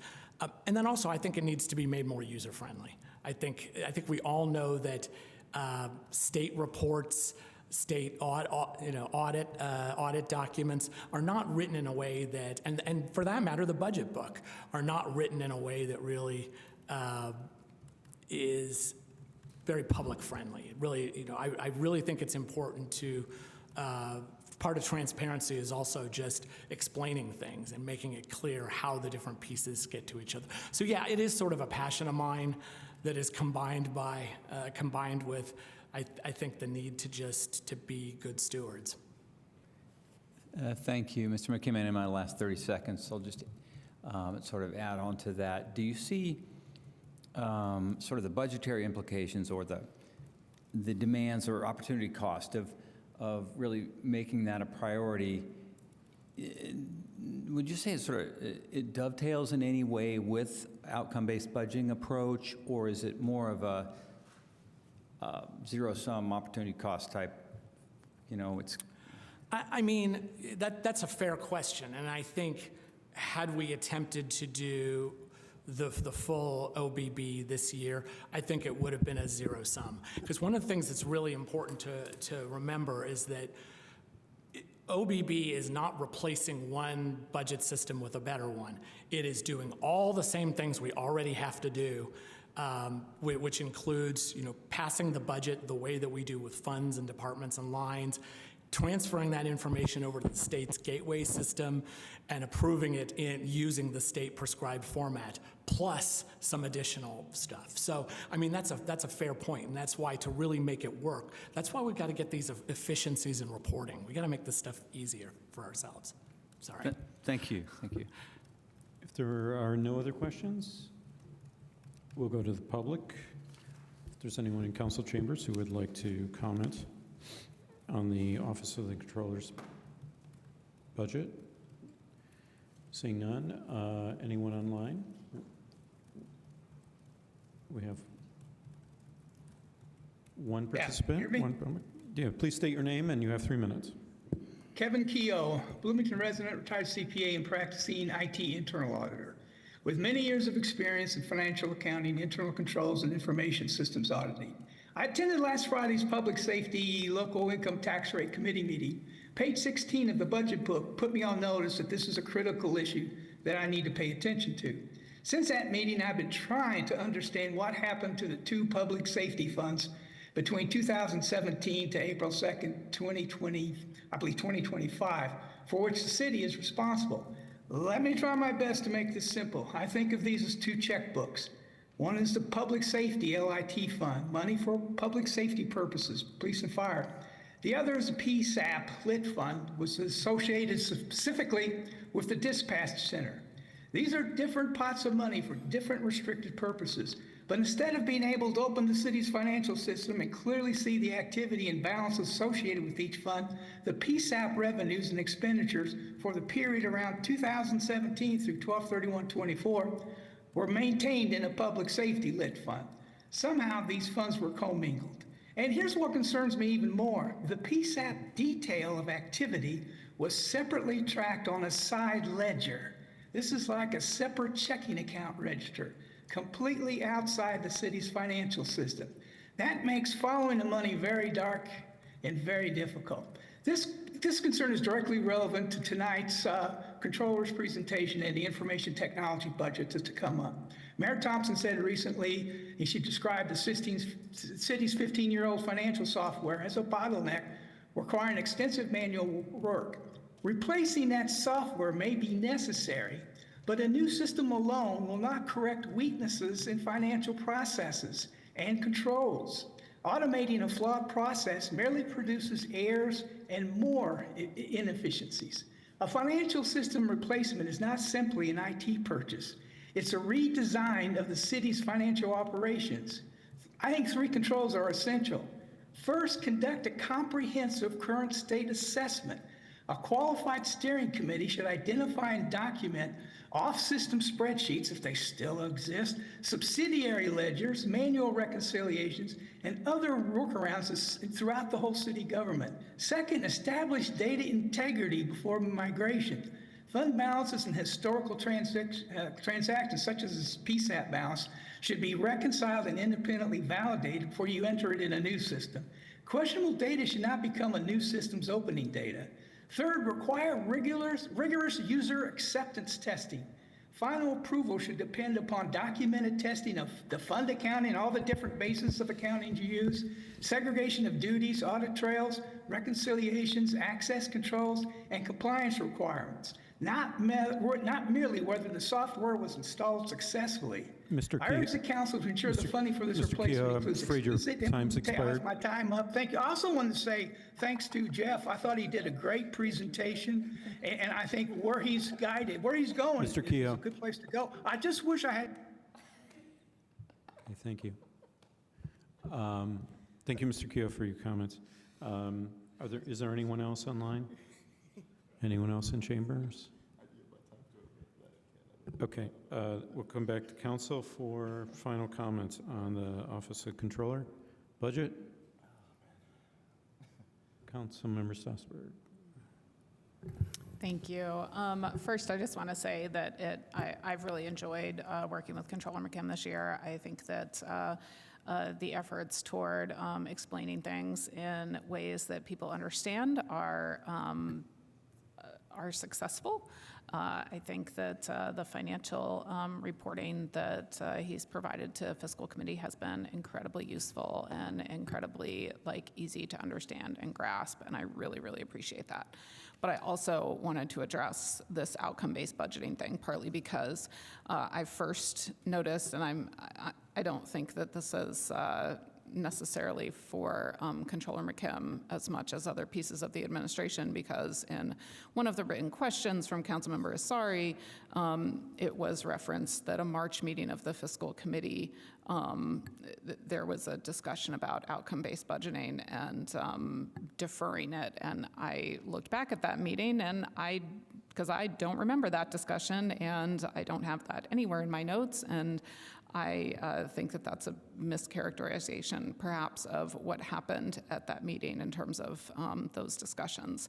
And I also really kind of, when I did then look back and go, okay, when did we actually have a discussion about trackable priorities and that sort of thing? And it was at that June 12th meeting when we were talking about this, and it did get presented as, instead of tracking everything, like this attempt was made last year to do that, it was like, okay, we're just gonna take out, we're gonna pull a few things out instead of all of the things. But I haven't seen those few things pulled out particularly well or comprehensively. That I have seen some department head budgets that say like, oh, this particular 2027 goal, has to do with maintenance and it spends this much, but I haven't seen anywhere where it totals that up anywhere. And so then it's left going, okay, I'm going to have to total that up myself. I appreciate the administration's request and need for a dedicated task force, perhaps, to help work on the outcome-based budgeting. And I want us to all remember back to 2025 when we had a budget task force. And at the early part of this year, it was like, what did that task force do? Is it still needed this year? And the answer that I received and passed on to Council President Asari, because he would be the one this year who would have had to make that happen, was no. That task force was not particularly helpful last year, and that it didn't need to continue this year. So I don't feel as though communication around outcome-based budgeting has been particularly smooth this year, and I think that it's just ended up disappointing all around in terms of how it's been laid out in the budget this year. Thank you. Thank you. Further comment? Councilmember Flaherty? Looking at my notes from the fiscal committee, I don't recall any type of decision being communicated that outcome-based budgeting was off the table for this year, or kind of, not relevant. We did talk about outcome-based budgeting, and I've said this in other meetings, but I don't think that the financial system is the barrier. I think it's a desire to have a consistent set of outcomes that are shared between the mayor's administration and the council. Structurally, it is very difficult for the council to advance its priorities. And I think that just favors a system that kind of is the status quo.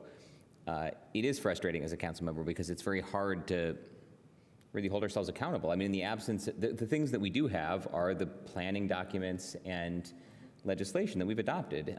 Things like very high-level, ambitious outcomes like 0 deaths and serious injuries in our streets by 2039, things that are contained in our comprehensive plan and some transportation plan, Safe Streets for All action plan. There are some other plans that are relevant, but planning and transportation does tend to have a lot of them because they're state mandated processes or just areas of priority. But if we're going to actually do something like outcome-based budgeting, it starts with outcomes, and we have to have a process to define what that would look like to develop shared outcomes with, of course, a set of metrics that are sort of consistent in the way we are measuring and thinking about outcomes. None of that's a financial system. And so I'm not convinced that will make any real change at all. And I guess I'm curious, I'll ask some follow-up questions in writing of just like, is there commitment to this concept or not? And what are the plans to advance, not the technology piece that might underpin this later, but the development of outcomes piece of it. So that's all, thank you. Thank you. Any other comments before we move on? Thank you, Controller McKim. We'll move on now to Legal and Risk Management. Margie Rice, welcome.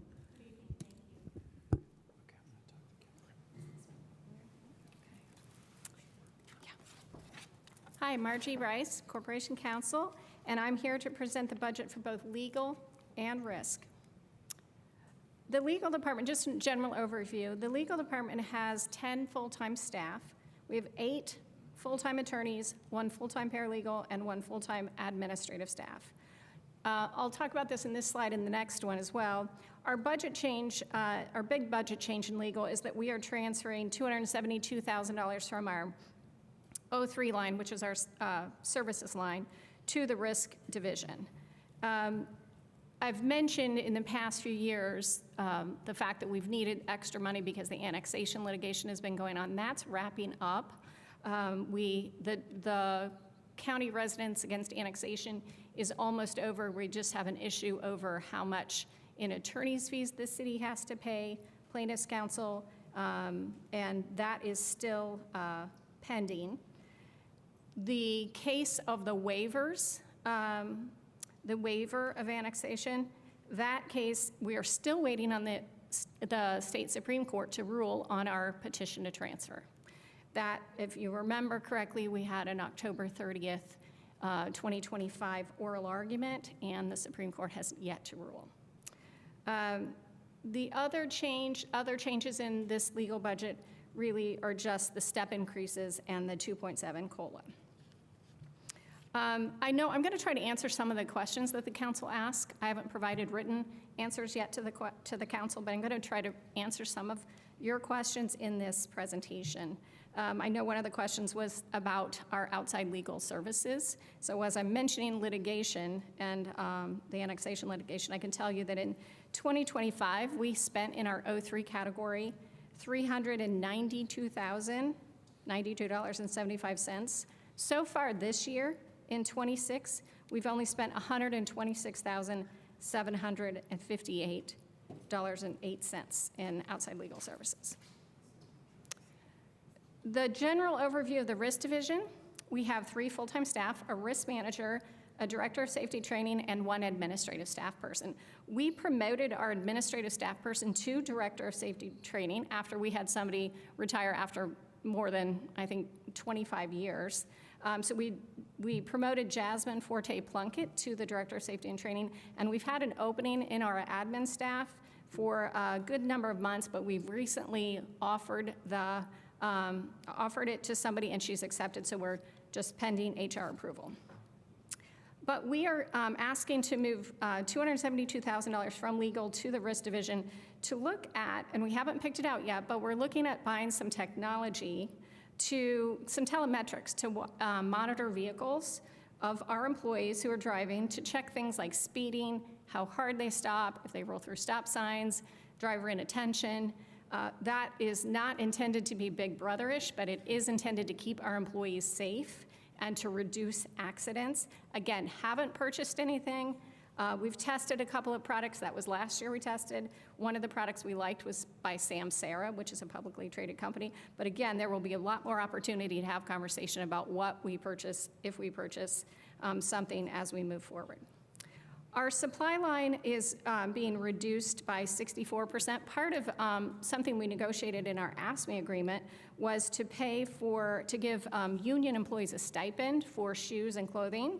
And so because each union member will get $640 per the CBA, and that's new, we typically paid that out of risk.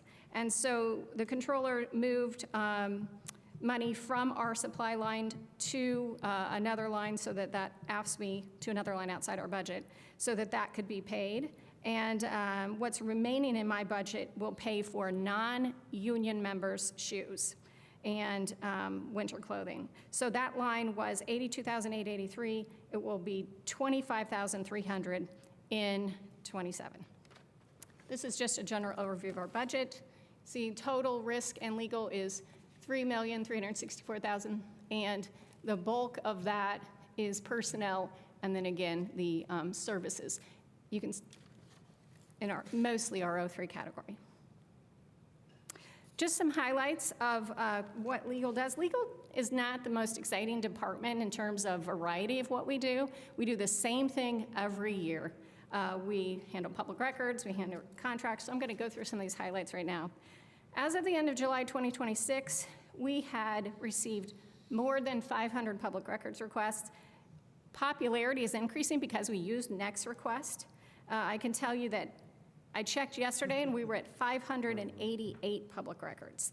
That compares to, in 24, we had 570 requests. In 25, we had 580 requests. So we're surpassing that right now in August, the end of August. I am fully aware that not everybody is happy with the way we manage public records, but I'll tell you, we are doing our best to increase our response time. In 23, it took about 54 days to, on average, to get records to people.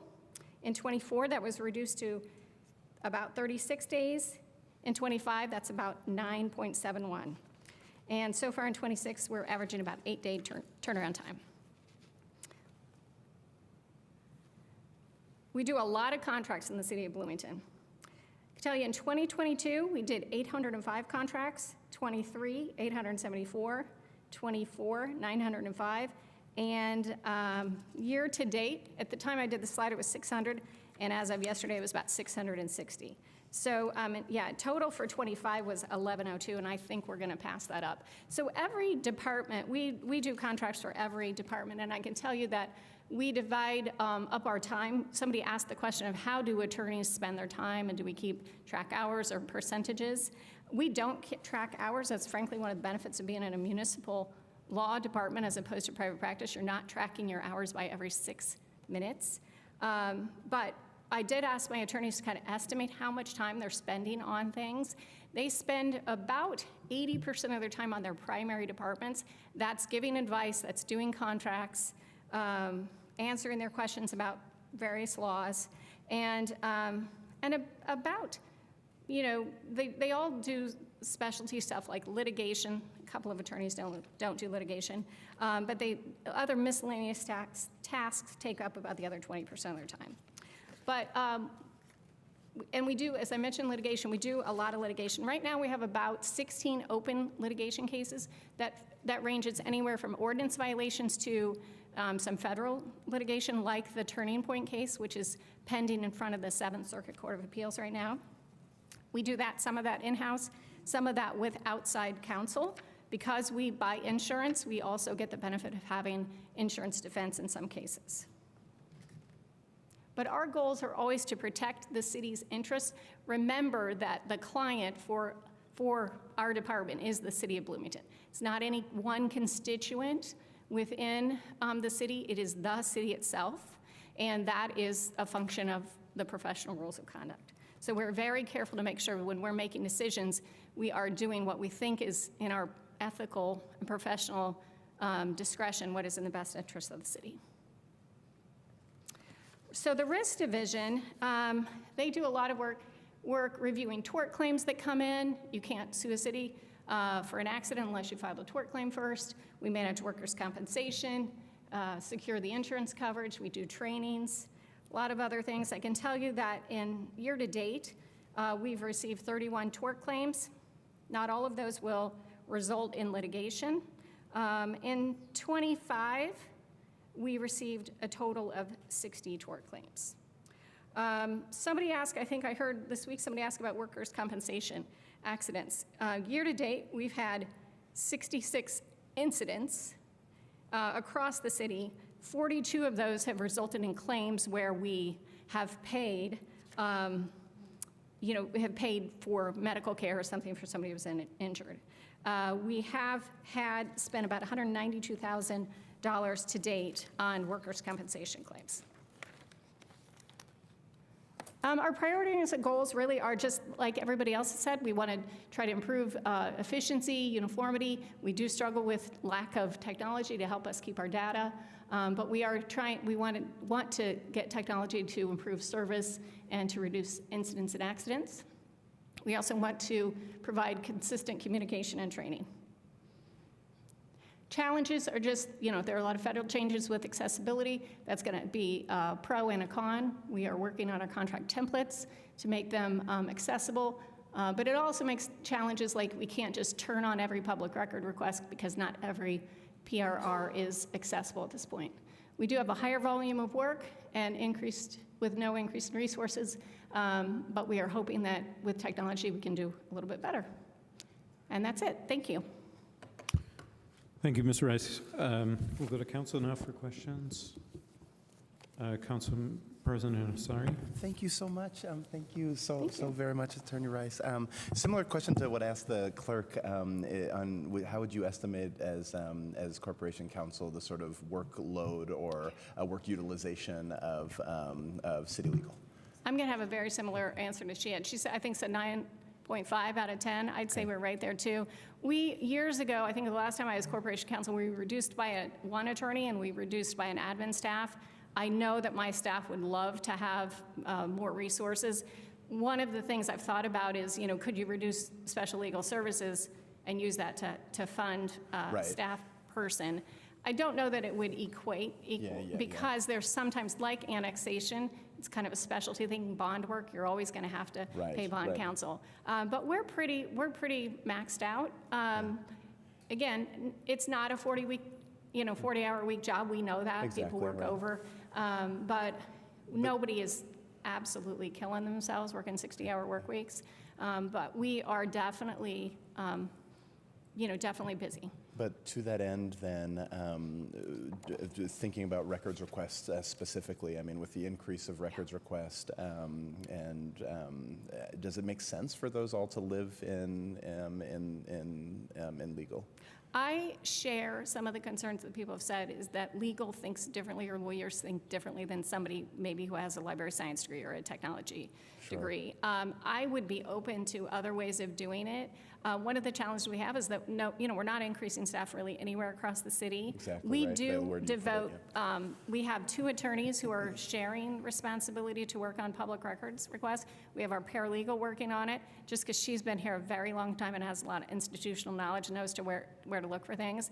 And we meet in legal weekly. I meet with that staff to go over, we open up X requests, we see what's there, we see how close we are to deadlines if we need more time. Could you estimate how much time is being spent on public requests?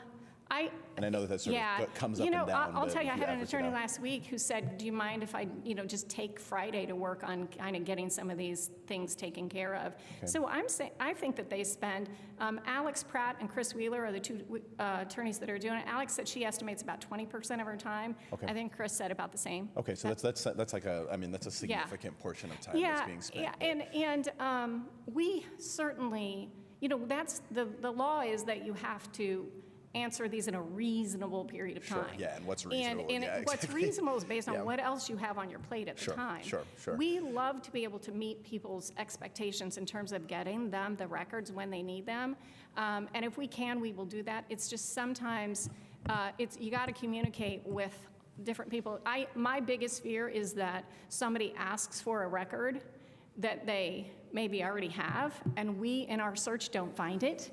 And so I'm always really emphasizing to our staff, ask the staff person who's got the records, but then go check Google too. See, because I don't want to withhold something that we should be giving to somebody. Mm-hmm. Thank you. Have a number of questions. Councilmember Stassberg, then Piedmont Smith, then Zulik. Thank you. I just have a kind of follow-up of what you were talking about with the workers' comp claims and the workplace accidents. So you guys handle through the risk department like all of the accidents for like any city work, like including sanitation or anything like that? Because I know that we got the new sanitation trucks to try to reduce those. Pardon me, what was that? We got the new sanitation trucks a few years ago to reduce workplace accidents, and so, but you handle all of them. Yeah, we do. So then this year, have there just been year-to-date 66 claims? Is that what you said? 66 incidents. So there's there's an accident report that comes through if there's an accident. Not every employee is injured to the point that they need treatment, but we like to know what incidents are happening so that we can then train to the incidents. Like, hey, that was a near miss. Let's train that department so that doesn't happen again. But we've had 43 cases where this year where there's been some treatment. And again, running a report, and this is where, to what every, kind of a broken record, what people have said is, we keep data in a lot of different places in a lot of different ways. And so we use Hylant. One of the reasons we went with Hylant recently was a couple of years ago, they had pretty good technology to help us out. But I can tell you, we ran a report. We have $495,000 starting each year in our workers' comp budget. We are self-insured, and then we have an excess coverage, like policy for excess coverage. But we've spent, out of that 495 this year, we have spent 192,791. And so that's not, frankly, a huge amount. I mean, we're doing pretty good, I think. And it's not about the money. I mean, it's really not about the money. It's about the employees and how do we keep them safe and going home at night. And so we do look at these accidents, and we do regularly follow up. Again, it's Gary Connor, our risk manager, Jazz, our Director of Safety and Training. We will have our admin. That's going to be a huge help. And then Taylor Brown is assigned to the risk division, and he regularly meets, again, weekly, to try to look at patterns. I hate to interrupt you, but I only have 40 seconds left. Yeah, so sorry. That's okay. I just want to follow up real quick, fast. So those other incidents where there have not been some kind of a treatment, they probably just weren't Might be really like a injured to scratch. need it. So in terms of those incidents, every little thing has to be reported in terms of that. We like it. If we find out that there's something happened and didn't get reported, we do ask about that. And we're like, hey, we need to know that so we can help you. Okay, great. That's kind of what I wanted to clarify, because I think it feels pretty good that there have only been 66 incidents this year, year to date. Is that is that a good trend line over the past few years? Yeah, I think I can get the statistics. That's something I can follow up with and tell you what the 26, 25 numbers were. Okay, yeah, I'll follow up with that. Okay. Thank you. Councilmember Piedmont-Smith. Yes, I am a little bit concerned about this telemetric technology that you're seeking to purchase to track city-owned vehicles and the possible surveillance aspect of such technology. Right.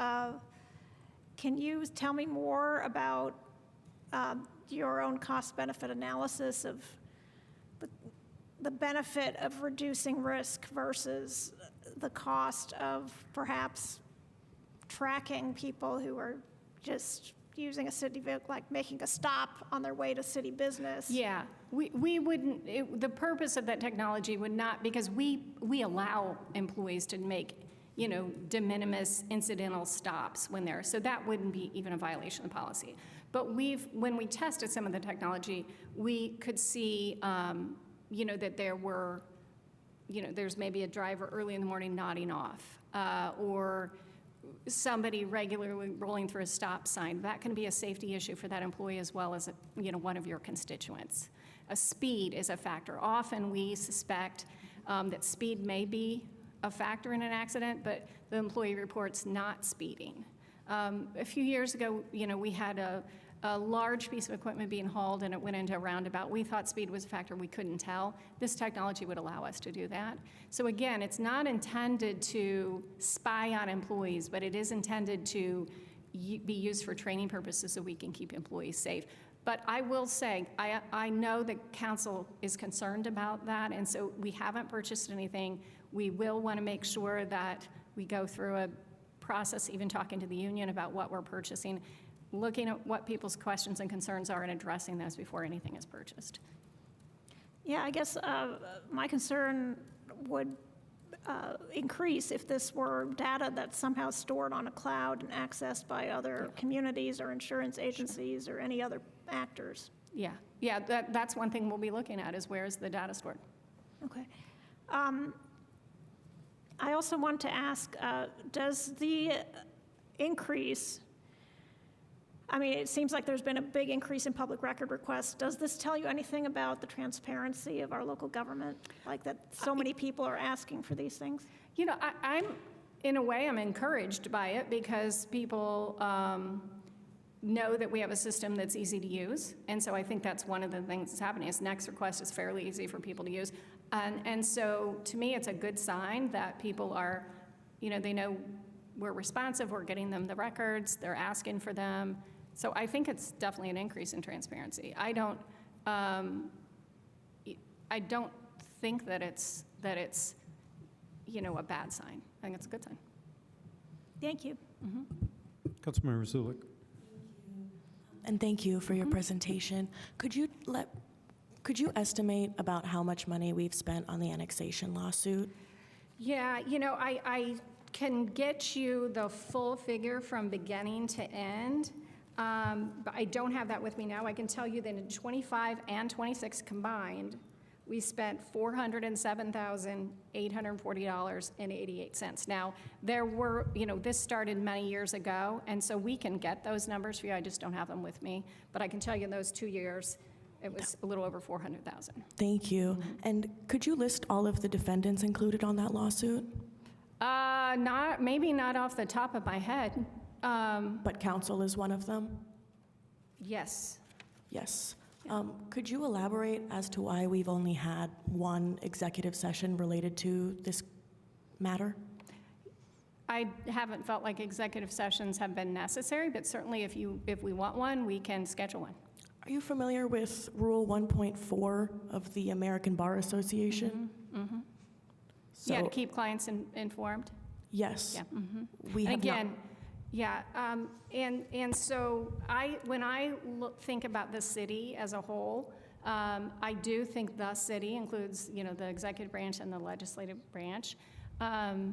Council has obviously their own attorneys, and we've, at any point that we get questions from council attorneys about litigation or annexation, we certainly talk to them and try to answer their questions. So if this is a request for an executive session on the annexation litigation, we can certainly get that scheduled. This is a request to be continuously informed on all matters related to the annexation lawsuit and every time there is a decision made in court. Okay, sounds great. And I think we look forward, and we've had a great relationship with Larry and with former attorneys, and I'm looking forward to working with whoever it is that you hire going forward. Thank you. Thank you very much. Yeah. Further questions from council? Councilmember Roth. On Councilmember Zulik's inquiry about the annexation litigation. So the first slide says that it's nearly over. Annexation litigation is nearly over. Is it nearly over because it's run its course? There's no other places to go to make a decision to take it another step? Or is it over because the administration has decided enough is enough? I think it's not the latter. We did not prevail in the trial with the county residents against annexation. So that ran its course. The waiver issue is still pending before the Supreme Court. We're waiting to see if they will take the case up. It was a petition to transfer. So we're waiting on that ruling, and depending upon how that goes, it may actually, if we were to receive a favorable ruling, areas, so 1A and 1B are done because that was the trial that we lost. Areas 1C, 2, and 3 could be annexed if we get a favorable ruling in that case, and so we would continue in that regard. And then areas 4 and 5 would depend upon if there were remonstrances, and if there were, we'd have to decide at that point if we were going to go forward with a trial. So the first case, CRAA, is over just by a function of ran its course and we did not prevail, and we're waiting on the second one. So we are continuing to pursue it, but we just are now waiting for the court. So real quick to follow up. So depending on some of the outcomes, if there was pushback then from those affected who were opposed, even though the city got a favorable ruling, we might be dragged further into. So we can't really say annexation litigation is nearly over. Or can It's, I think the bulk of the CRA case is over, so that's more than half of it is over. And again, by function of law, if those waivers are deemed to be waivers of remonstrance, were not invalidated by the state law, and they say, hey, those are still good waivers. 3 of the areas we would have had the numbers to annex them, and so that would happen as a matter of law. Those would be annexed. And so then the only decision would be those areas 4 and 5, and whether, and again, you'd have to wait to see if a remonstrance happened, and then if there were, whether it was worthwhile to go forward with a trial. So to me, when I look at the percentages, I think a lot of it's behind us. You know, and it's out of our hands. If the waivers are you know, if the state law was okay and they could invalidate our waivers, then we're not going to be able to annex 1C, 2, and 3. Okay, thank you. Yeah. Other questions? I had one. A constituent was, you know, is concerned about the public records requests and why, maybe you've addressed this, but could you just restate, why wouldn't, if you're going to provide public records requests, why wouldn't you issue it to the public? Yeah. And not only for transparency, but just to prevent public records requests for the same item, right? I do think that makes logical sense, and this is a nice segue to when you talk to the IT, but about accessibility. So if we were to turn on all of those public records requests and make them public facing that are next request, they would have to be accessible per the federal law. And we don't have the resources at this point in time to make all of that archived material accessible. They haven't been fully accessible. So we would need to make that. If that is something that the council felt was important and wanted to do, you could certainly put your money towards that and dedicate resources for us to get that done. We don't currently have the time or the human resources to do that. Not that we're opposed to it. It'd be fantastic. Because we could then say, hey, look there, somebody could look through it and peruse it and see what's available. It's just that turning them on means we're going to need to make them accessible. And there are a lot of them that are not. Maybe, okay, so maybe this is a naive question, but you've got the material and you can't put, you need human hours to evaluate. And to turn them into accessible documents. And, a lot of them were scanned as PDFs or whatever, and they'll have to be turned into accessible documents.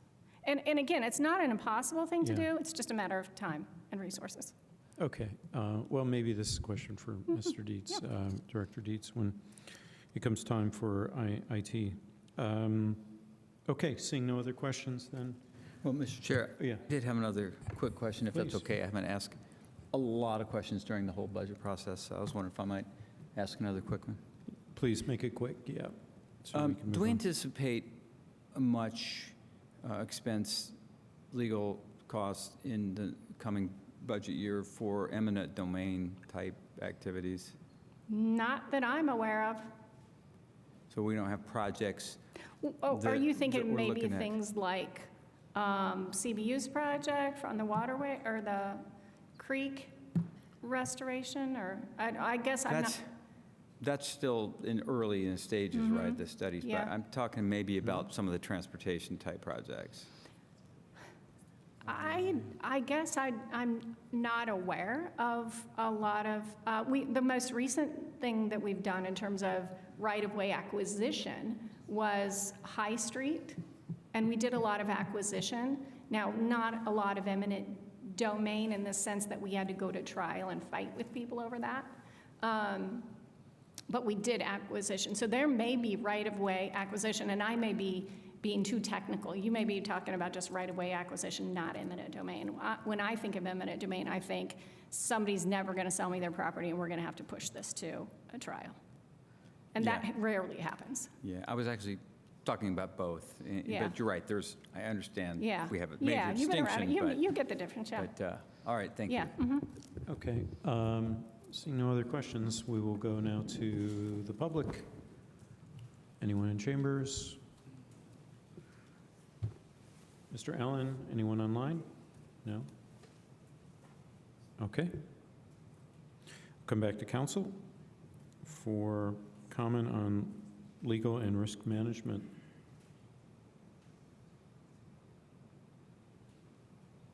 Okay, seeing none. Councilmember Pimet-Smith. Yeah, I just want to follow up on a question I asked about the increase in the number of public records requests. I don't know the reason, but I think it's worth reflecting on what, depending on if there's any trends in what is being asked for, it would be wise to look at ways we can preempt these public record requests by being more transparent in the first place. But I don't know if Director, if Corporation Counsel Rice actually heard that since she was, but that's okay. It was not a question. It was just saying, I think that it would be worthwhile to look at ways of preempting public records requests since there seems to be an influx and a greater number of them. Maybe there's a way to preempt them by being more transparent about things that they're asking about in the first place. That's all. Thank you. I agree, and I think that it seems to be a priority among some constituents that, and some commonality that public records requests of a certain topic or something seems to be shared in terms of interest. So we should try to aim to make it accessible to public. Okay, thank you for your presentation, and we will now move on to our last item. Oh, I'm sorry, we have two more. Human Resources Department. Director Paycheck, welcome. Yes, IT is very, very last. Last but not least. Good evening. Shar Paycheck, HR Director, sharing our 2027 budget proposal. Thank you for this opportunity. HR drives the mayor's organizational priorities and partners with departments to meet workforce needs through talent management, compensation and benefits, and employee relations. While we don't directly deliver on every city goal, we do support the staff who do, helping foster a workplace environment where everyone feels welcomed and valued. The police department is a good example of HR in action. We're supporting marketing campaigns and hiring events to help them achieve their staffing goals. This budget season, department heads express excitement about full or nearly full staffing, better applicants that are of quantity and also quality, and the impact of newly negotiated union contracts. Perhaps these trends reflect HR outcomes, and as we have more mature advanced technology, we can better assess HR contributions and a return on investment. HR has a full staff of 10 plus 2 new interns. Overall, HR's budget increased 4% for next year. Personnel services increased 8%, mainly from COLA and tenure, and recently reclassifying a position to talent acquisition specialist. Supplies increased 54%, but that's a relatively small budget. The percentage may look more significant than it really is. The increase is about $8,000, but $4,000 of that is for technology, like laptops. And the rest supports increased staff and also enhanced employee recognition programming. Other services decreased 7%, reflecting lower spending in some of our operating areas, and also we reduced reliance on some of our outsourced services. In short, the 2027 budget stays lean on operations while investing in people, technology, and recognition, and that will tee us up for our priorities for next year. Before I share 2027 priorities, I'd like to highlight our progress this year. In 2026, we advanced high-performing government through One HR. That is our approach to a more consistent HR experience citywide. Every department and every employee has different needs, but they all rely on HR. One HR supports the city by standardizing policies, optimizing people and technology, and building a base for continuous improvement. Next, I'll share some examples of One HR in practice so that council can understand we move with intention in human resources.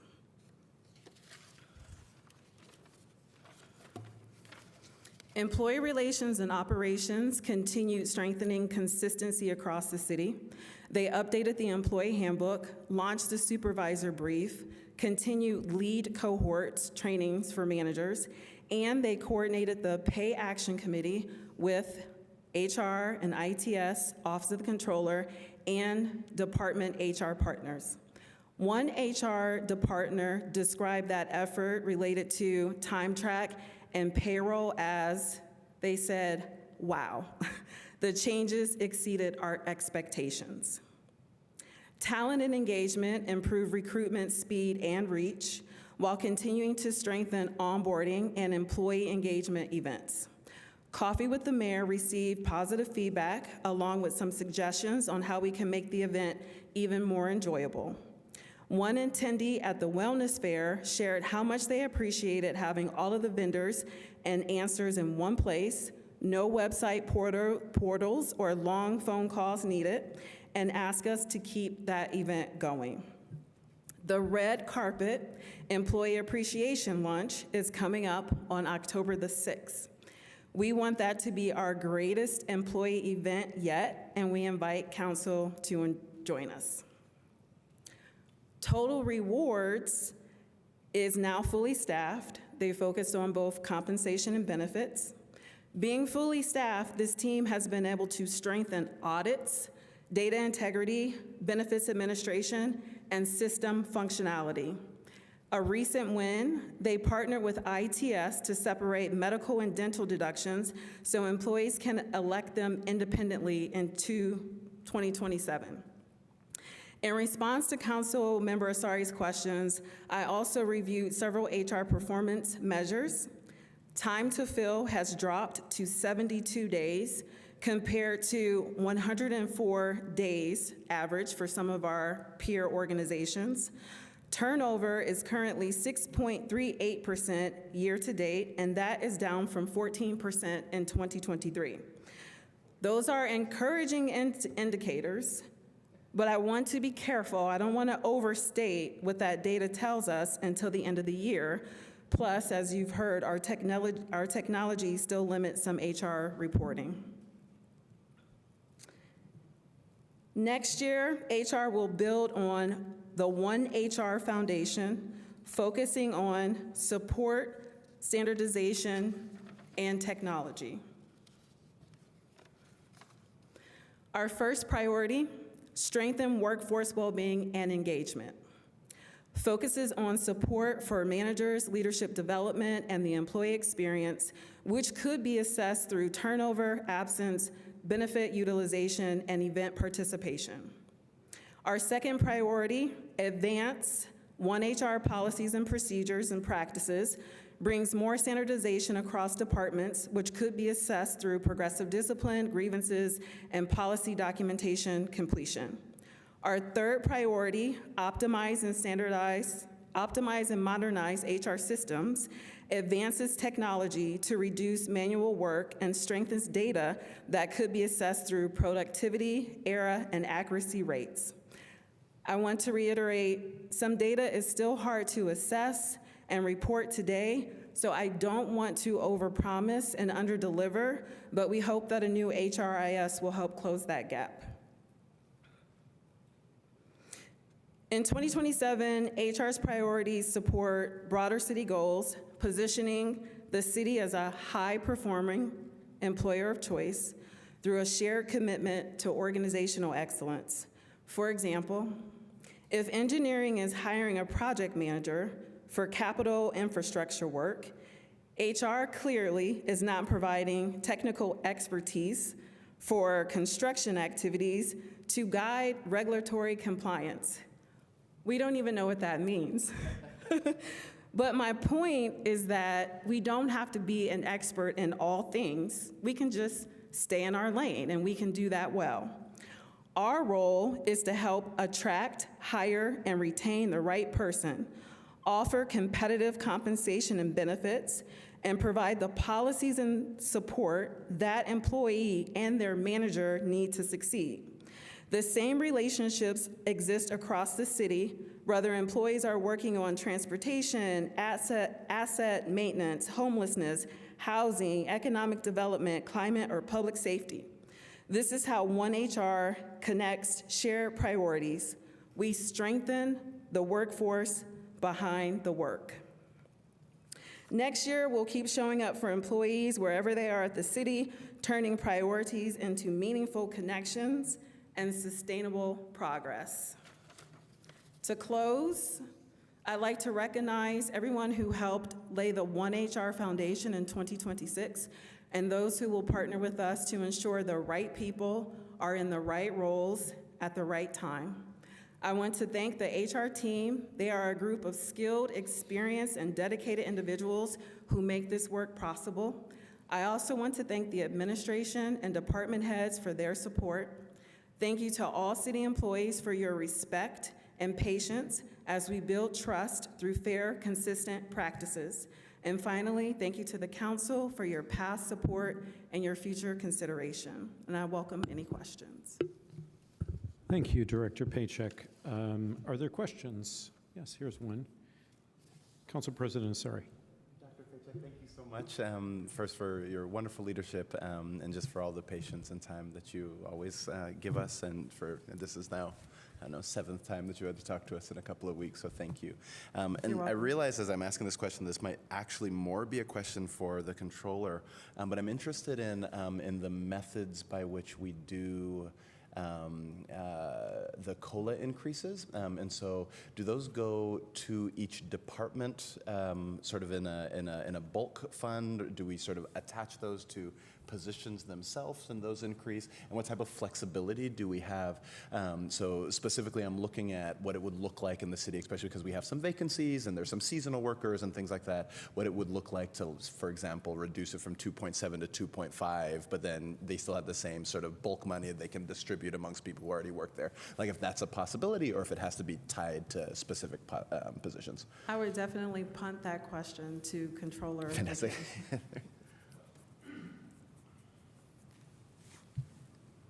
Well, I mean, I'm not sure I can answer all of it. First of all, where the number came from. The 2.7%, we used the December urban CPI. Just the only question I'm asking is just about what flexibility do we have with, because council gets a chance to make amendments to the budget efforts proposed, and should we want to reduce that, we can't increase it, but should we want to reduce that, what flexibility do departments have if that were to be decreased? Our practice, as far as I know, and I'm going to have to defer to people who have been here a lot longer than I have, is to apply that to every position.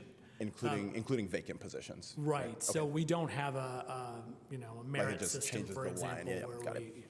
Okay, and do we have any flexibility in that regard? I mean, the short answer is yes, but that would be a pretty major change that would have to be kind of rolled out thoughtfully to make sure, I think, that if you're talking about like giving certain people the full amount and other people a lower amount. Sure, like I mean, that's certainly something that can places, be done, yeah. but it would need to be done in a very thoughtful way. Of course. In a way to not create inequities. Right, okay, thank you. Thank you. Councilmember Stussberg. Yeah, thank you, Director Paycheck. If you could, one of the things I've been asking about often is the other services and charges for things. And I was noting your other services and charges, which is budgeted a little over $300,000 for this year and a little under for 2027. And very little of it has been expended as of Q2. So I was just kind of wondering what that line is used for. So other services include like some of our consulting budgets that are reserved.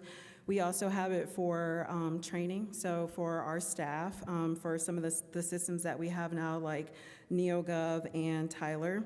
And it also includes other things in that other services category, like our telephone, postage, travel, printing, and advertising. I specifically mean the line in other services and charges that's labeled other services and charges. So it's like the other within the other. What is the dollar amount? Again, I'm sorry, It's- specifically? For 2027, it's 292,540. One moment. It's line 53, 53990. That one is for,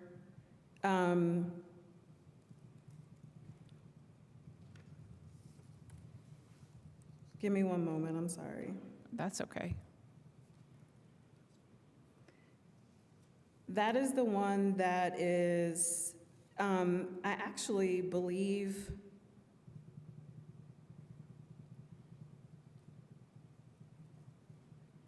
other services and charges is reduced because we were able to bring some of our services in-house. And so an example of what that could have included, for example, at one point we had a Crow contract for like $300,000. That could have been a bulk of it. And so we haven't used that yet because we haven't had a need for a consultant like Crow. But we have used other consultants such as Robert Half to come in to do some consulting for our payroll pay action efforts. So I believe, and I can double check, but I believe that specific budget line that you are talking about is related to our consulting dollars. Okay, and I guess the larger question, which I don't know if you can answer in 15 seconds, or maybe a controller question, why aren't those consulting charges under consultants up further in 53,170, and instead they're in other services and charges? And I can follow up with that. Since I'm out of time, I'll follow up with that in the written stuff. I'm just kind of curious. And the other services? I'm sorry, I have Assistant Director Hillary Kanye here. We're trying to answer your question. We may have to follow up with you. Yeah. One of those account lines also includes the money for education reimbursement. So that could be a part of those dollars as well. Okay, I'll follow that up with the written questions. Honestly, probably not tomorrow. It'll probably be Friday before I manage to get back to my It's okay, thank you. And I'm sorry, I thought I was fully prepared. I have everything printed here. I was like, I'm going to be able to answer all these questions this year. So No worries. apologize for It's that. all good. Thank you. A for effort, right? Councilmember Piedmont-Smith, do you have a question? Yes, thank you for the presentation. In your memo, you talk about the goal for 2027 is to develop a sustainable HR model. Does that refer to the One HR? Is that okay? Yes, yes.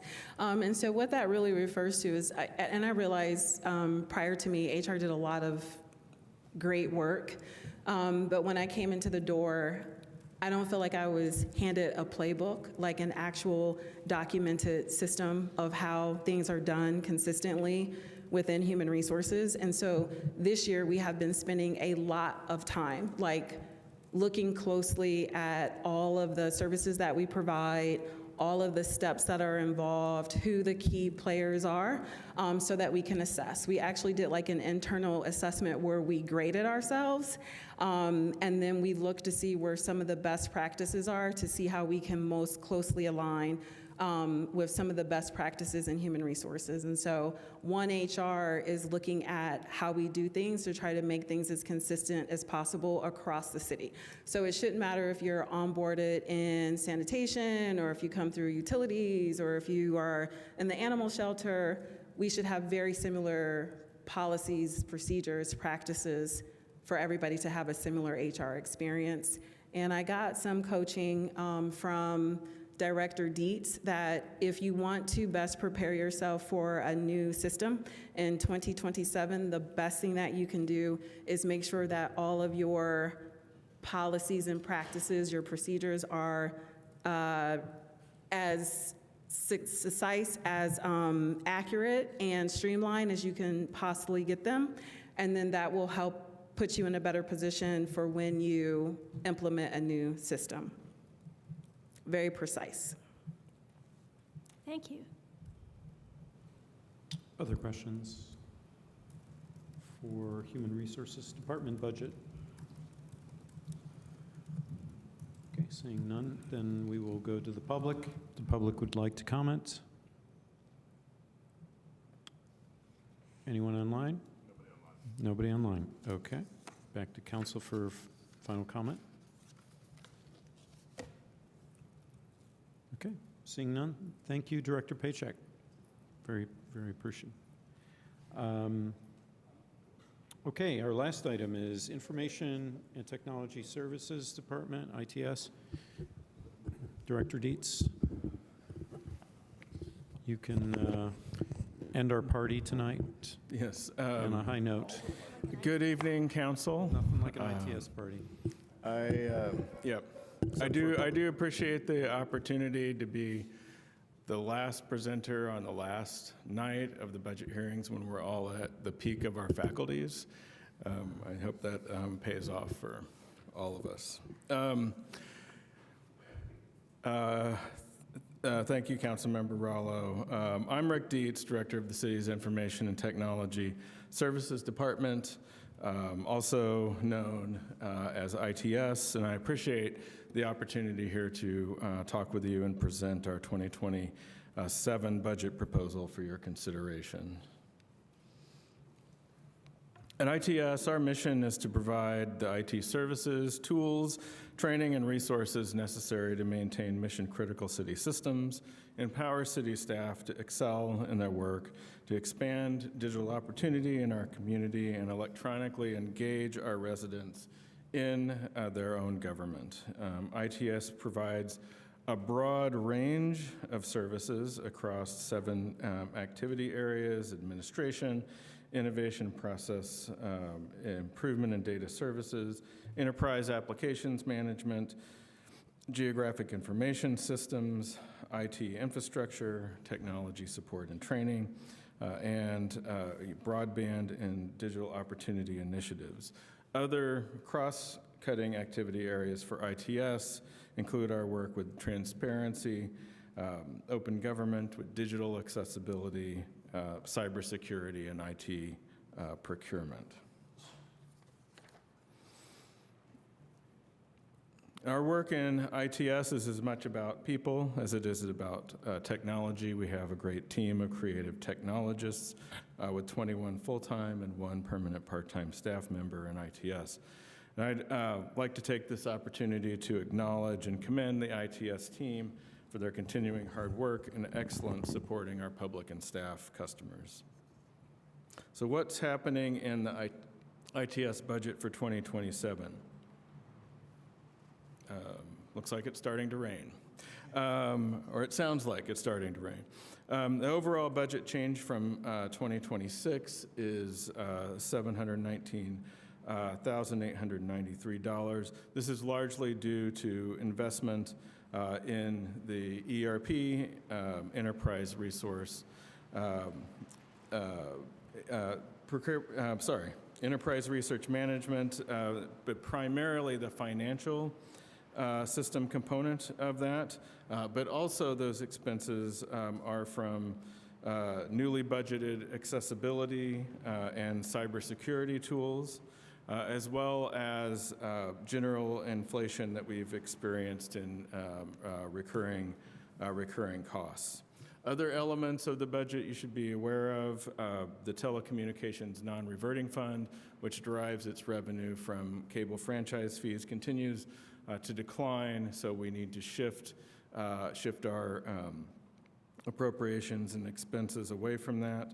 And then we have a number of budgets, I would say, transfers across funds from general to digital opportunity, from telecom to ED Lit, and the full funding of the fiber connectivity fund, all of which are essentially budget neutral transfers between funds.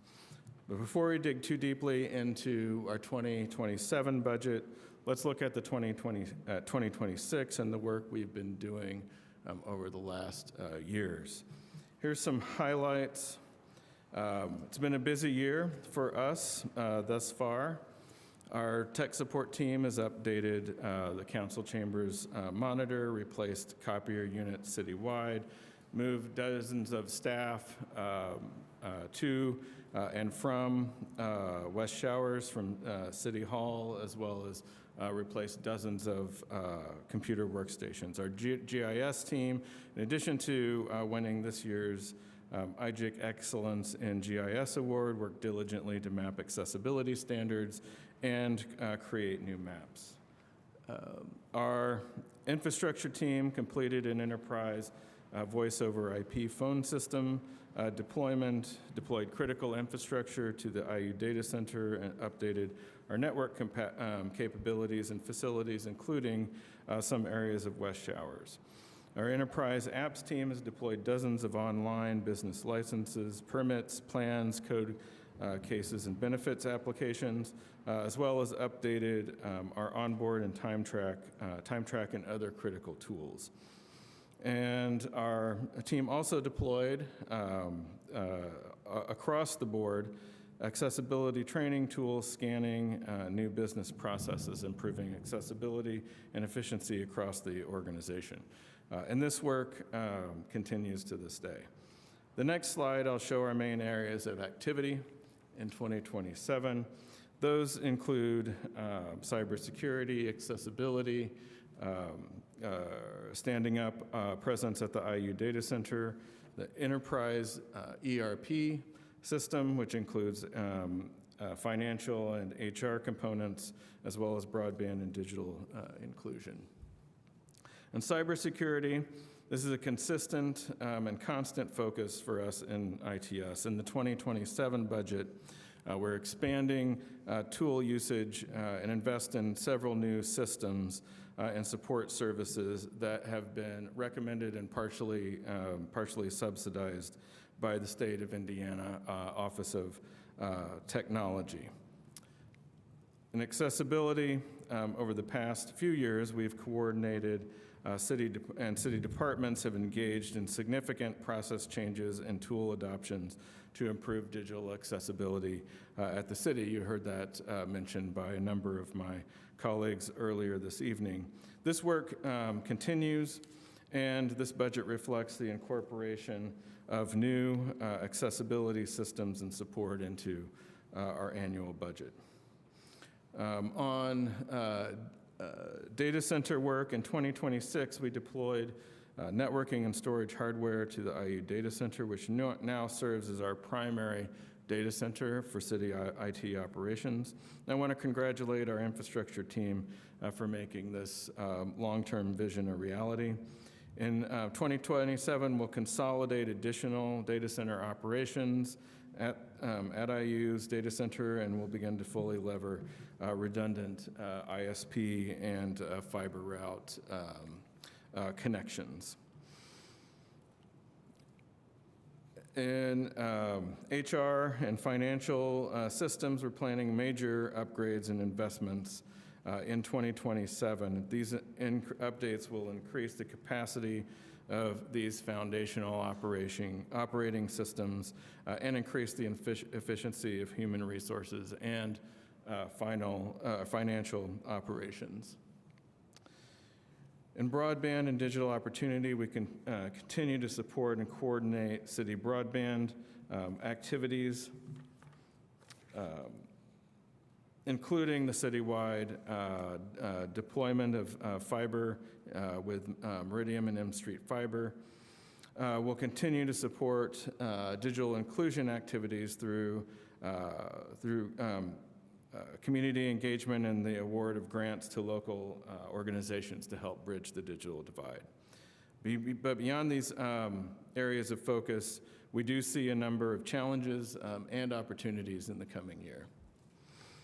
Of course, budget constraints, as Controller McKim has mentioned, we're working in an environment of funding uncertainty with state taxations, plus, as I mentioned earlier, specifically for ITS, the continuing decline in telecommunications non-reverting fund revenue.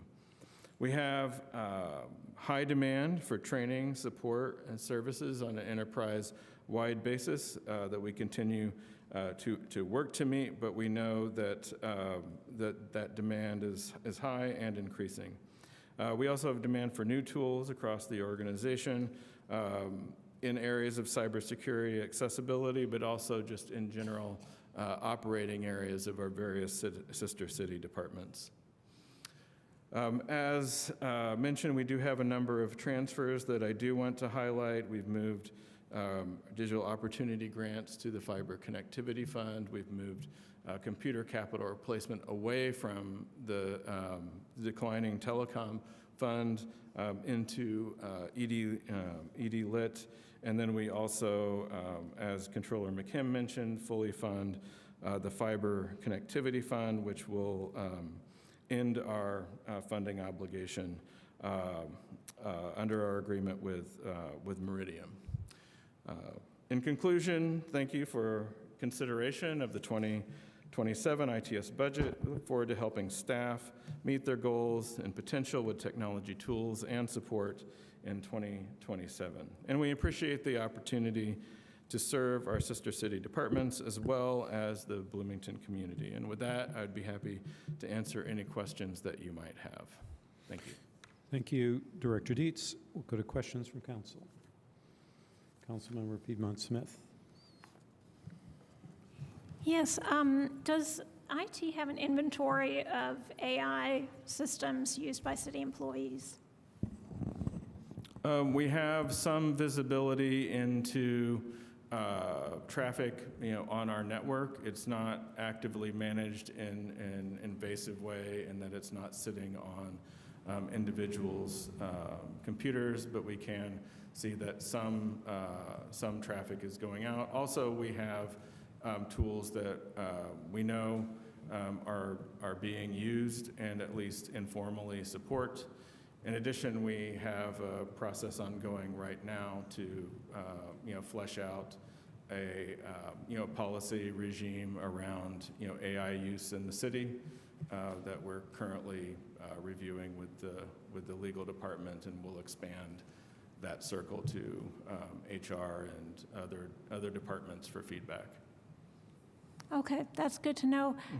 But do you have an actual list of the systems or programs that use AI that are used here in the city?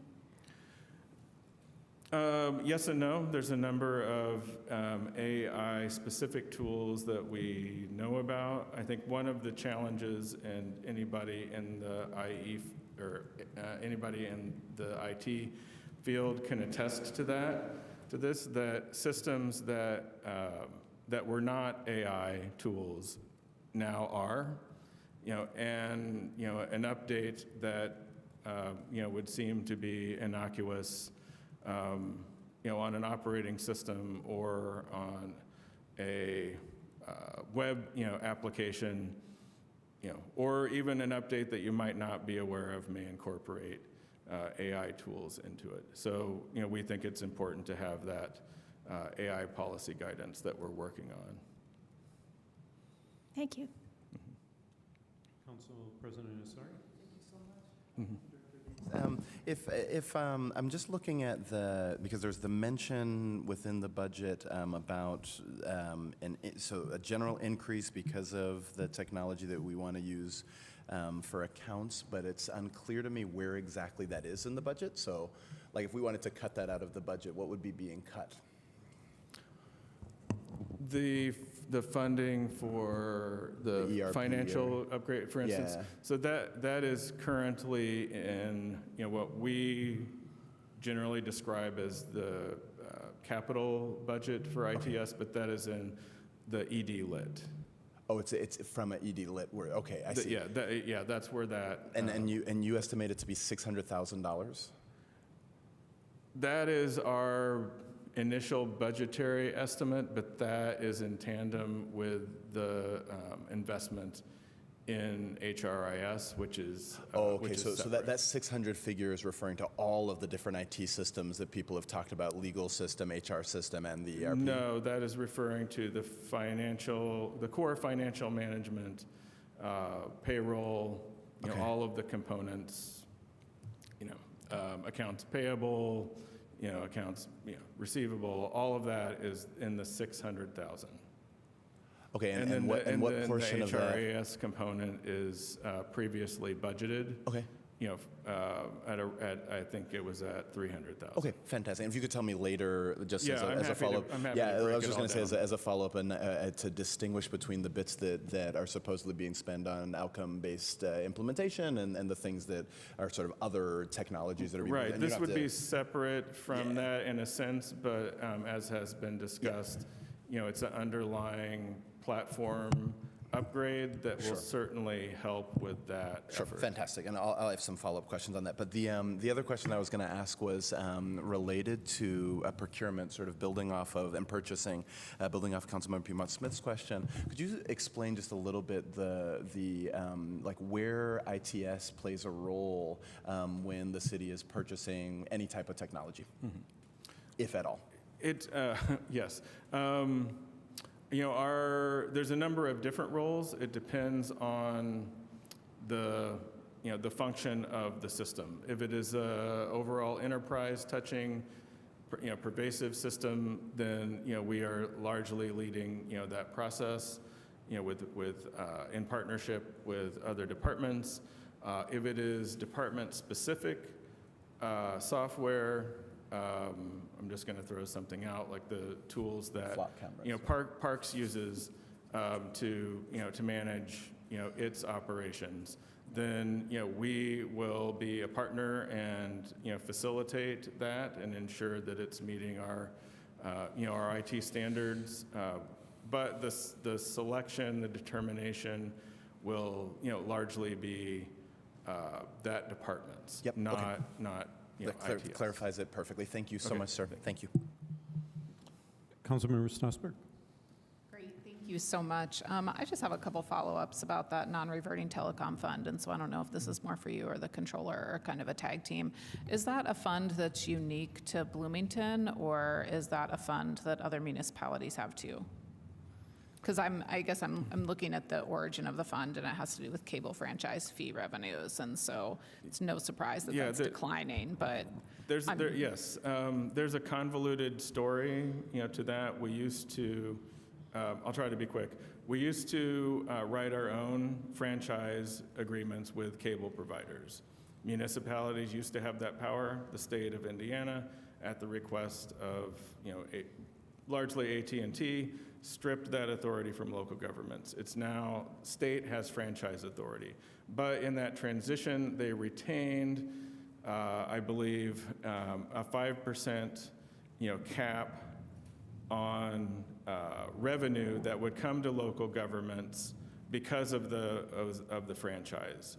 That was called the franchise fee, which was negotiated, and we still retain that. But as you rightly suggest, that 5% is not what it used to be, and has declined significantly over the years. So it's no longer a source of fund that we can rely on at the level that we have in previous so years. I guess since that is not, so that's not a unique problem to Bloomington per se. Yes. So I guess I'm just wondering if there have been conversations anywhere about recouping those revenues through other like fees related to, say, streaming services, for example, because of course, we cut ties with cable and then people just have streaming services instead.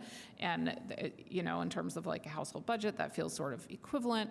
But in terms of what we're talking about right now, in terms of government funds, it's not. So has there been discussion about that at the state level, or how to do that? There has been a lot of discussion about that, and a lot of local governments would like that. But the federal government does not allow, I think generally speaking, local governments to tax or create a fee structure for streaming video. And does that apply to state too? Does the federal government also not allow states I'd have to look do at what that? the current FCC guidelines are, but that very thing has been a topic of discussion as the kind of stripping of local governments of that authority has moved across the United States. But to my understanding, there's no source of revenue that we are able to tap from streaming, internet-based streaming video services. Okay, great, thank you. That's just very interesting. Further questions? Seeing none, we will go to the public then for comment on Information and Technology Services Department budget for 2027. Any takers? Okay. We're back to council for final comment on our last budget item. Councilmember Strasburg. I'll make a very quick final comment and thank anybody who has hung with us this long through 4 budget meetings. Thank IT for wrapping us up here. Thank them generally as a department. Cybersecurity is incredibly important, and I appreciate that that is a priority that you guys have had this year and will continue into next year. There's all kinds of pieces of cybersecurity and all sorts of really, really important stuff that the government needs to protect in terms of, I mean, there's a lot of information out there, and I'm glad that we have some folks paying attention to how to protect it securely. Thanks. Other comments on the ITS budget? Okay, seeing none, thank you so much for your presentation. Good work. Without objection, I'd like to provide the council with an opportunity for comments on the budget overall. No objection? Anyone like to take a moment? I guess I did this for selfish reasons, so I'm going to say something. Yeah, well, here's very briefly. What strikes me is the tremendous numbers of needs we have in capital investment coming soon. And those proposed things like utility service center, police department building construction, public works facility, parks and recreation capital needs, what I hope to be a Tap Road fire station. All these things are adding up to big money, like over $100 million. So how will they be paid for? Obviously, we're going to be taking bonds at a time when things are very volatile in our economy. And we're going to have to think about, because of the state action for limiting revenue from property taxes, I think we're going to have to be looking, obviously, at income taxes.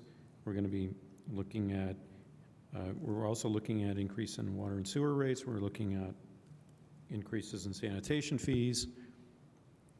Some of these, of course, are just necessary to keep up with costs, inflation, and so forth. But it gives me great pause because I think of all these needs are important, but some are more important than others. And to me, I need to think about them relative to their importance. And I'm not going to give away what I think is most important right now, but just to say that I think that, it really requires some kind of judicious ranking of them. The last thing I want to say, last 3 things I want to say is that I think it's a modest request just to keep Jack Hopkins essentially increasing relative to and on pace with inflation. We found out during this budget hearing that deer are a real concern in the city. Obviously, they've been, but we have a count of 90 deer per square mile. And I looked at the report this evening. It was sent to me by the DNR, and it's in some areas there are over 100 deer per square mile, which is it's a critical level of deer numbers. We've had a very wet season, and this means there's lots of forage, but that's not necessarily going to be the case. And so we're getting a lot of deer population increase, and that is concern for people with obviously safety, gardening, food production, and public health. So that's a concern that's going to require, I think, some resources. And the first thing to do is, I think, continue tracking their numbers. And then the last thing was there was some discussion about a food policy coordinator, which I think is a very prudent thing to think about going forward, because food's important for people, and it's particularly important for people in hard times to understand how they can access food, grow food, and have a resilient food system at a time when we might experience things like supply disruptions and so forth. So communities have taken that as a priority, and I think that we should learn from their experience. So that's what I have to say. Does anyone want to end with anything? Okay. And Controller McKim requested that he be given a few moments because we have our budget legislation introduction on September 23rd, I understand. Do you want to tell us essentially the process from here on? Yeah, thank you very much. It'll just take a moment. I think, as you know, everything that we've already been doing is internal pre-work to the formal budget submission. The actual budget submission happens through the state's gateway system, and our intention is to advertise the budget via gateway around September 9th or 10th. The drop dead date is the 13th, which is a Sunday. Once the budget has been advertised, it can still be lowered but not increased. And so if there's any council interest in increasing the budget anywhere, those discussions need to start pretty much now. And I know we've heard one example from Councilmember Rollo on that.